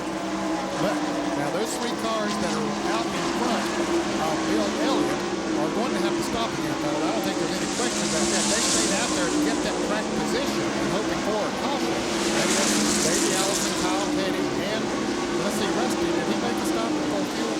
Let's put fuel on. He did not change. Okay, so he might be able to go. It will run him awfully close, I think. Others back in the field,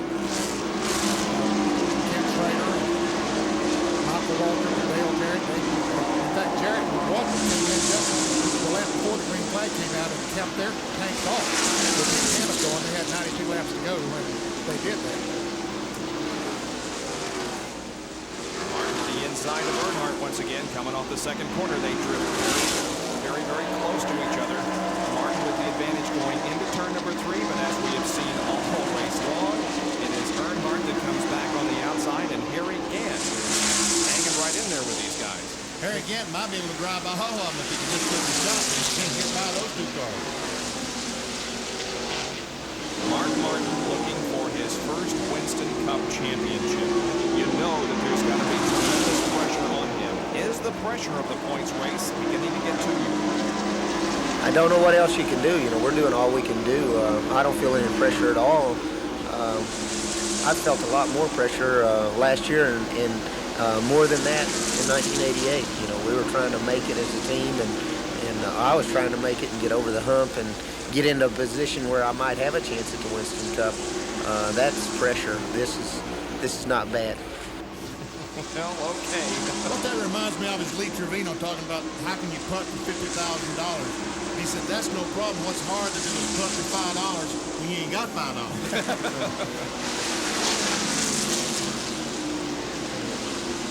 Fellas, did we ever establish the fact that, Earnhardt wiggled a little bit there, that Bobby Hamilton has gone in relief for Darrell Waltrip in the time coming up? I don't think so. So for you Darrell Waltrip fans and Bobby Hamilton fans, consider it mentioned. Yep. Looks like Mark pulled clear by Earnhardt coming out of the 4th corner, but look at Dale. He's fighting back. He's fighting back hard, but Mark usually gets a real good bite off this corner, and he does that time. He may have him. Yep. He does. Well, that long battle may be over as Mark Martin finally passes Dale Earnhardt and takes second spot. Now then, he's got to catch Bill Elliott and get by him if he's going to win the race. And he's got to run about 95 miles on a tank of gas. I still think that fuel, as was the case last week, may determine who wins this race. I think he'll play a big part if there's no caution. I absolutely think that it's going to get interesting those last 5 laps, or maybe the last 2 or 3 laps. We have 49 to go. How about it, Jerry Punch? Well, guys, you can smell something burning here in the pit. It's the calculator buttons up and down pit road. That's exactly what everybody's been doing. They're working on that fuel mileage. I have checked with Mike Beam, and they figure they'll probably have to pit with 5 laps to go if it should remain green. I have checked in the Rusty Wallace pit. They figure they'll have to pit with 6 laps to go. You heard the controllers tell us they could probably go 92 laps, but they would put them running out of gas with 2 laps to go. So it's going to be very, very close. Don't go away, friends. We are far from over. We are far from determining the winner of this race, although Bill Elliott is the leader and will get the 5 extra bonus points for leading the most laps. So Bill Elliott continues to set the pace here at Dover as the race continues to wind down. We'll be right back.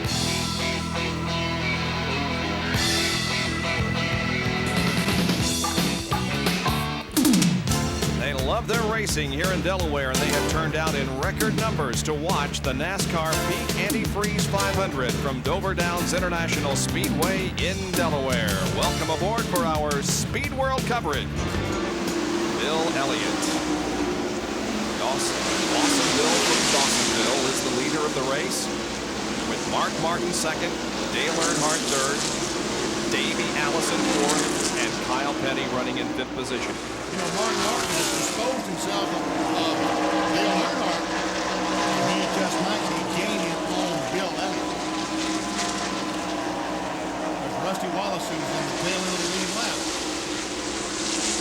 There goes Bill Elliott on lead down in turn 1. According to my stopwatch, Benny, Mark Martin is indeed gaining on Bill Elliott. Maybe it's a clip of about 1 to 2 tenths of a second a lap. This has, for the most part, been a Ford weekend. Can we explain that? All 7 Ford teams qualified in the top 13. We've got Ford first and second. I don't know. I asked a couple of guys about it, and they said they really didn't know. 2.1 seconds between Elliott and Martin. Not long ago when he got by Earnhardt, it was about 3.5 seconds. So he's got one time to catch Bill Elliott, but I think both of them are going to have to stop and get just about a gallon of gasoline. Less than 38 laps to go.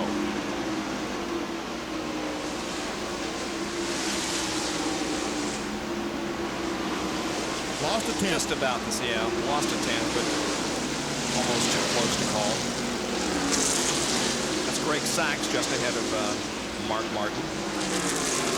And Rusty Wallace just ahead of Bill Elliott. Wallace is in 6th position at the tail end of the lead lap. Do it again. It's going to be less than that. Yeah, I'd say. It's staying about the same thing, but Mark Martin that time passed Greg Sachs, and he caught him coming off the second corner, and that might have cost him a tenth or two. We'll just have to see. We'll do it again every once in a while and just see if he in fact is gaining. We'll just do it this time around when it comes by. Okay, Ned, you can do it. Now get ready. Get ready. Get ready. Okay. Now here comes Mark. Okay. Oh! Gained the 10th. Sure did. Boy, you do that good, Ned. Let's do it again, won't you? Sounds like fun.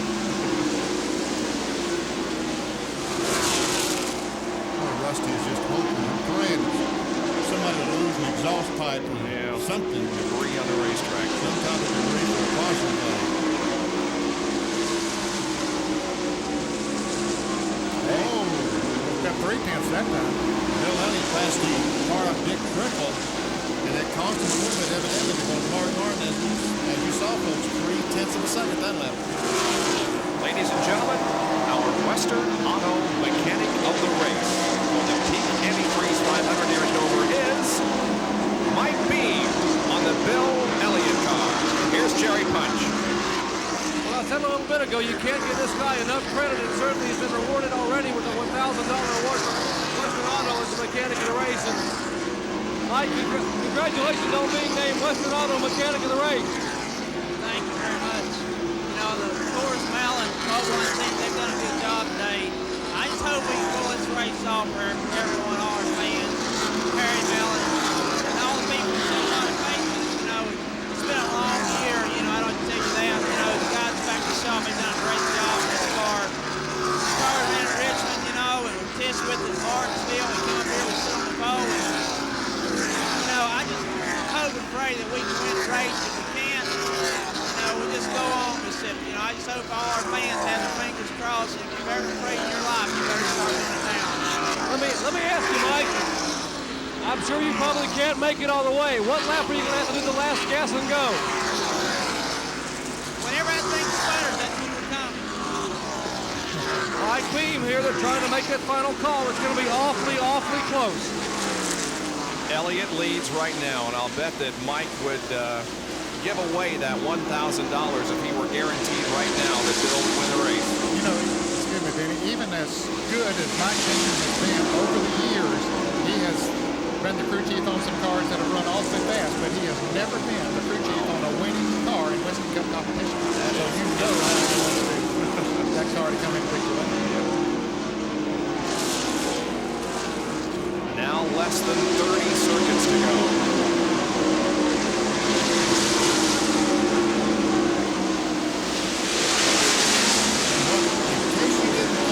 Exactly what Mike Beam said. I think he said, when he won't stop, if it sputters, we'll stop. In other words, Bill Elliott will have his eye on one eye on the racetrack, the other eye on the fuel pressure gauge.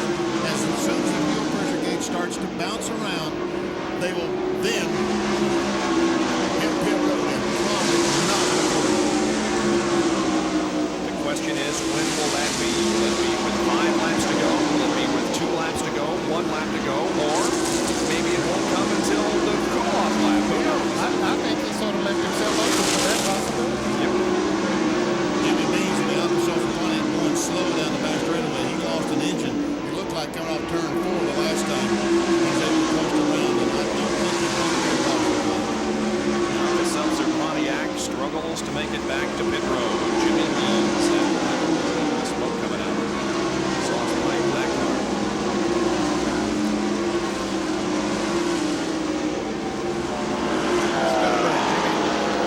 That car running good today. He just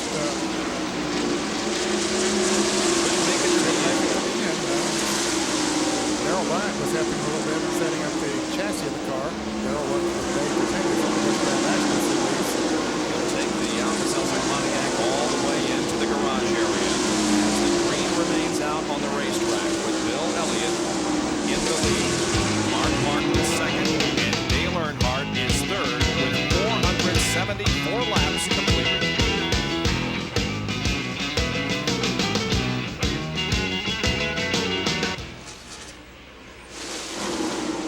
ESPN Speed World coverage of the Peak Antifreeze 500 from Dover, Delaware continues with 22 laps to go. And Bill Elliott still in the lead over Mark Martin and Dale Earnhardt. We saw the difference a moment ago between Mark Martin and Bill. That was almost 2 seconds. I think 1 point. Oh, okay, Ned, you ready? Yep, let's try to get. There goes Bill. There comes Mark. Hey, 2 seconds. Yeah, he was down to 1.7. So he lost a little bit of it. Might have got the message and said, hey, let's go.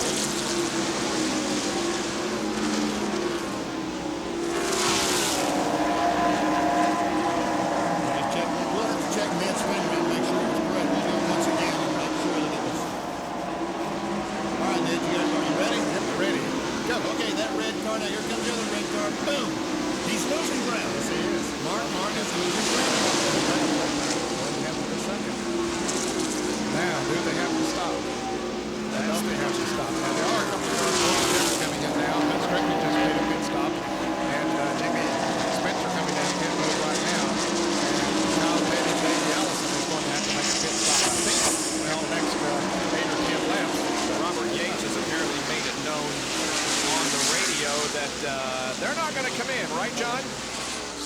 you want to talk about a big gamble and you want to talk about fuel economy, somebody needs to talk to Robert Yates because they last him around 389. He thinks they can go the distance. That would be 111 miles. Bob Jenkins, I don't even have a calculator down here. Well, I don't either, but I don't think they can do it. Boy, I tell you, that would be really, really stretching it. If they do that, NASCAR will own that car because they'll burn a million pieces trying to find that extra gas tank. And anyway, Davey has performed well in the Abilene Texaco 4 this afternoon. Kenny Schrader, who was running in the 8th position in the Kodiak Chevrolet, just made a pit stop for fuel. And here comes Kyle Petty down pit road as we suspected that would have to make a pit stop for fuel. And here he comes now with 17 laps to go. 1001, 1002, 1003, go! 3 seconds. That was a signal. 1003. Go. Darn near overshot the pit too. That was Gary Nelson marking the time behind.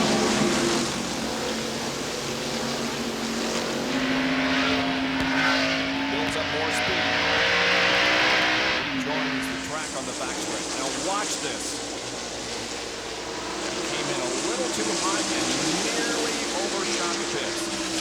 Now there's Gary on the right with the headset on, counting 1001, 1002, 1003, and at that point, Kyle knew to go. And Richard Bostic, the gas man, running at the car, trying to get that last drop of fuel in it.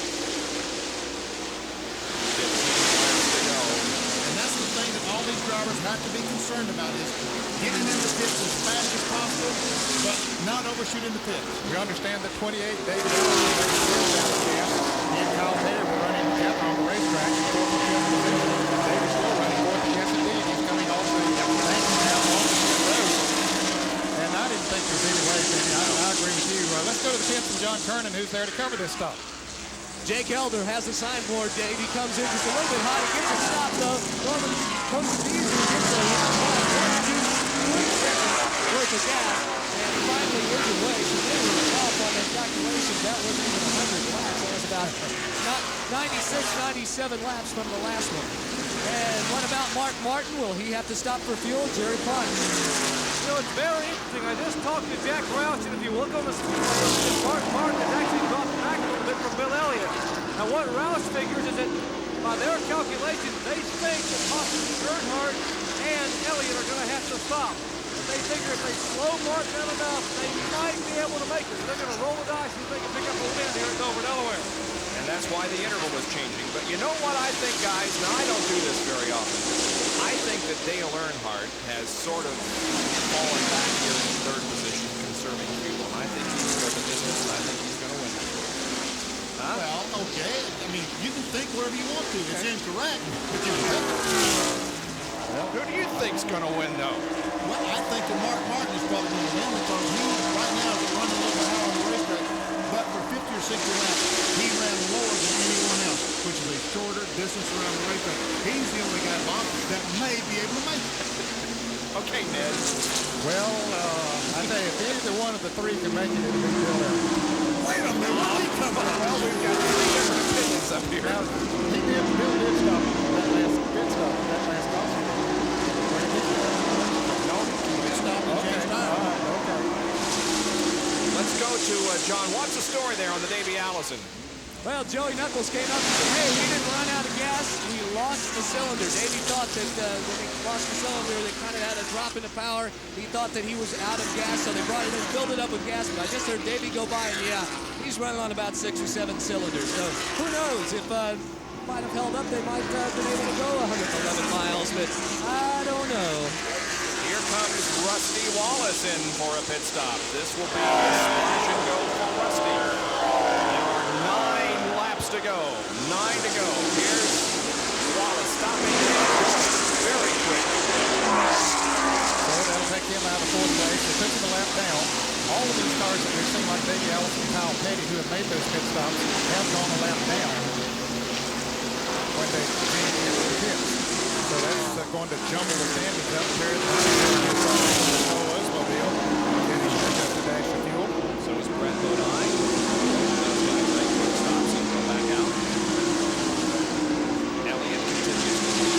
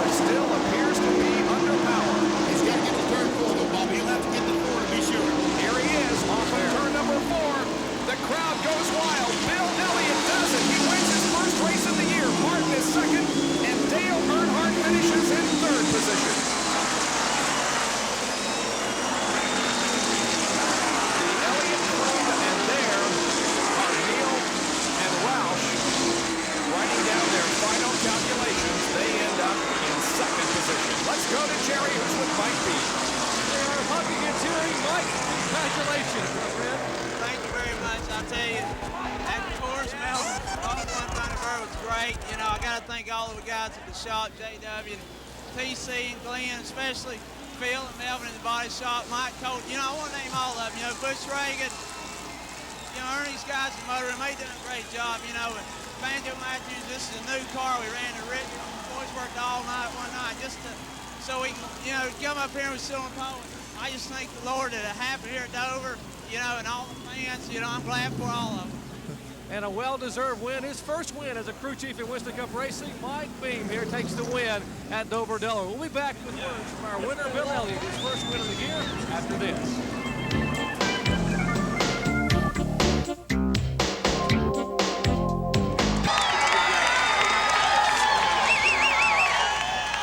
At Dover Downs, where Bill Elliott has emerged from the Coors Ford victorious for the first time in the 1990 season.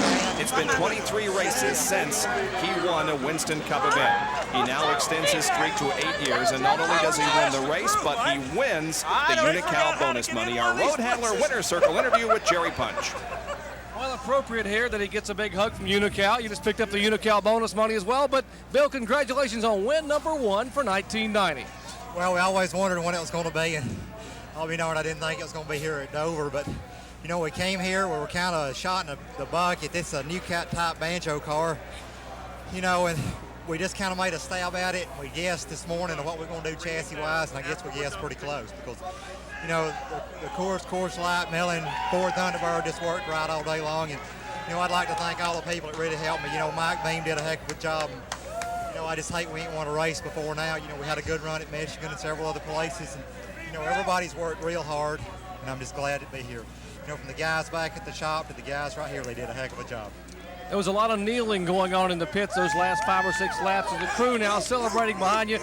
Did you think the gas would hold out? I mean, Mike Beam had his hands crossed and he had his eyes closed, hoping those last 3 laps should make it. Well, I hoped it would. You know, I just kept getting easier and easier in the throttle because I kept seeing how far Mark was behind me. And there was about 5 laps ago, I kept watching the fuel pressure, and I was just hoping, and the fuel pressure stayed up there. I knew if nothing happened, I had her made.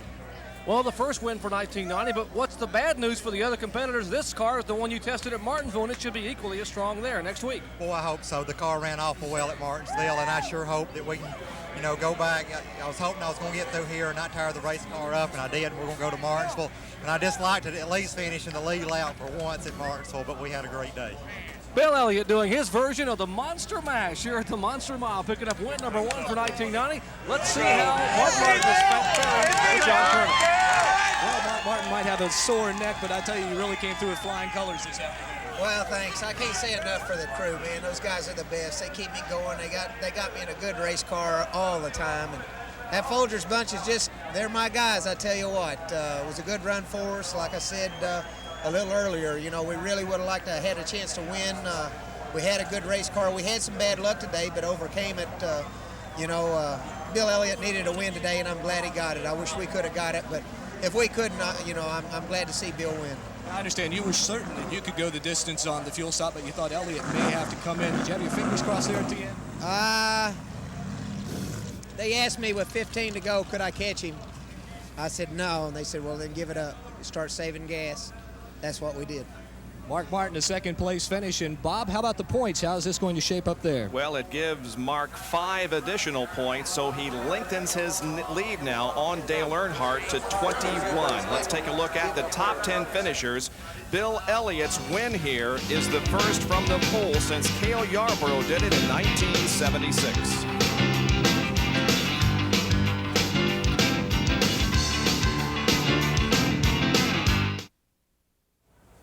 Crowd beginning to file out here at Dover Downs after a wonderful, exciting afternoon of racing that was won by Bill Elliott over Mark Martin and Dale Earnhardt. Let's take a look at the point standings now, unofficially. Mark Martin lengthens his lead to 21 over Dale. Jeff Bodine remains in 3rd position, but Bill Elliott has now passed Rusty Wallace, and Bill moves to 4th, dropping Rusty Wallace back to 5th. In the battle for the Winston Cup.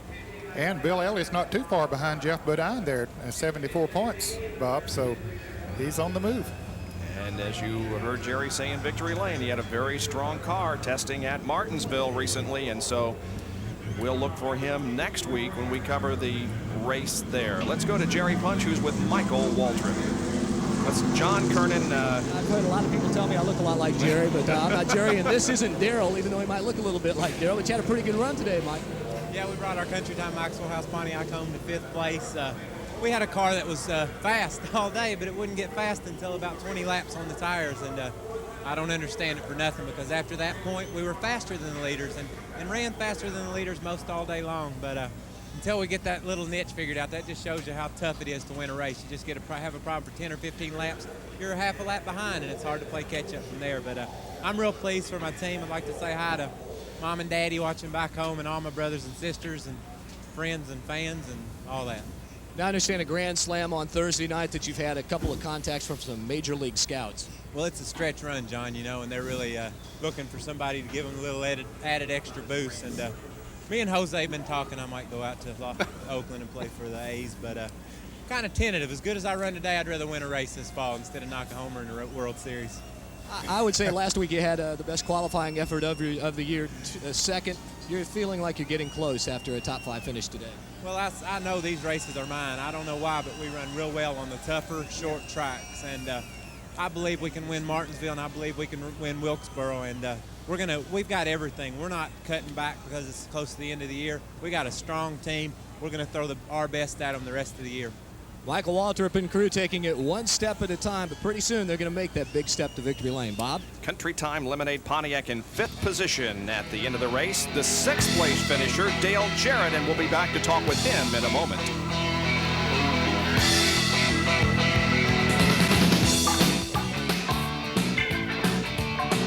Top 5 finishers, Bill Elliott, first win of the year, Mark Martin, Dale Earnhardt, Harry Gant, Michael Waltrip, 6th place finisher, Dale Jarrett. Jerry Punch is with him.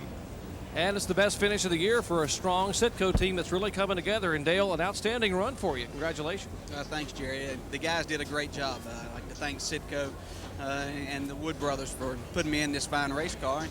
We got a little down at the first of the race there and got a lap behind. We were overheating and kind of had to back out of it and save the engine until we could get in under a caution and get that fixed. And we got some water back in the engine, and everything went good after that. The car really ran well, and I thought I might get my lap back there a couple of different times, but we just couldn't get the brake that we needed. But the last set of tires then that we put on was a little bit too tight, and that hurt me a little bit. But I'd like to congratulate Bill on his win and getting those forward points there for the Manufacturers Championship, and that helps out a lot. But we hope to help out in that respect here. This team's really come a long way, I think, and we feel like that we're going to be in contention to win here before long. After the way he ran at Bristol and what he ran today when he passed Earnhardt and, of course, passed at Martin and was running Elliott down, I think the optimism is certainly there in the Wood Brothers camp. Dale Jarrett finishing 6th. Let's check in with John Kernan, who's standing by with Harry Gant. Harry, a 4th place finish today. It's got to be pretty good after considering you got down a lap there. Yeah, we lost a lap early, and you just never could get it back. Yeah, 4th, that looked like it looked like a lot of cars I was going to get down. I think I might have been running about 6th or 7th when I got down a lap. You know, Earnhardt was really putting everybody behind, and but then after that, then we kind of run with everybody the rest of the day. We was always in the top 5 cars running. You know, Earnhardt in the 9 and the 6. So, but I never could pace them. I just never could get the lap back. But we was there, and that's all I can say is. You know, if we'd have run our best, we'd have run 3rd, and that's the best we'd run. We wouldn't have beat Bill, we wouldn't have beat Mark, and I think we might have beat Dale. We did anyway, even though it was a lap down, but it was a good run for us. We're pleased with it. We hadn't had that good of luck here in Oldsmobile, and so we're pleased with it. Well, his luck in the Oldsmobile may not have been extremely good, but Harry always runs well here at Dover. All right, congratulations to Harry, and we will be back to wrap up our coverage of this 23rd Winston Cup race of 1990 right after this. We're back in Delaware, and the fellow who finished in 7th spot on the Miller Pontiac is Rusty Wallace. And Rusty, you struggled early on, but you came back and amended that late in the race. Yeah, the car really handled good today. It was stuck like glue, and we just got down early. We put 4 tires on that green flag stop instead of 2, and we were wearing the left rear real bad. I had a lot of wedge in the car today. And we were down like 1.5, 30 seconds, and we just didn't want to take a chance on it, starting to slide around, so we put 4, and that got us way behind, but boy, track position was everything today, trying to get up to the front. Finally, when I passed Elliott and drove away from him, I'm going, come on, let's get a caution, let's get a caution. And it never flew, and we were within 6 laps of making it on fuel. But we had to stop again. So we just put a couple seconds of fuel in the thing and blasted back out of there, and don't have a scratch in the car, come home out of this baby clean, and had a 7, so that's it. Rusty Wallace finishes 7th here at Dover. And we'll take a look at the top 20. Elliott, Martin, Earnhardt, Gant, and Waltrip. 6 through 10. Jarrett, Wallace, Petty, Allison, and Schrader. And as you look at the rest of the top 20 finishers, my thanks to John Curtin and Dr. Jerry Punch on pit road, and Ned and Benny up here in the booth. Here are the points. Mark takes a 21-point advantage over Earnhardt to Martinsville. Now, auto racing coming up here on ESPN. Don't forget the Red Roofs N200 tomorrow at 9 o'clock Eastern time here on ESPN. An hour delayed coverage next Sunday night at 8 o'clock of the Winston Cup race at Martinsville. Thanks for joining us. This is Bob Jenkins. So long, everyone.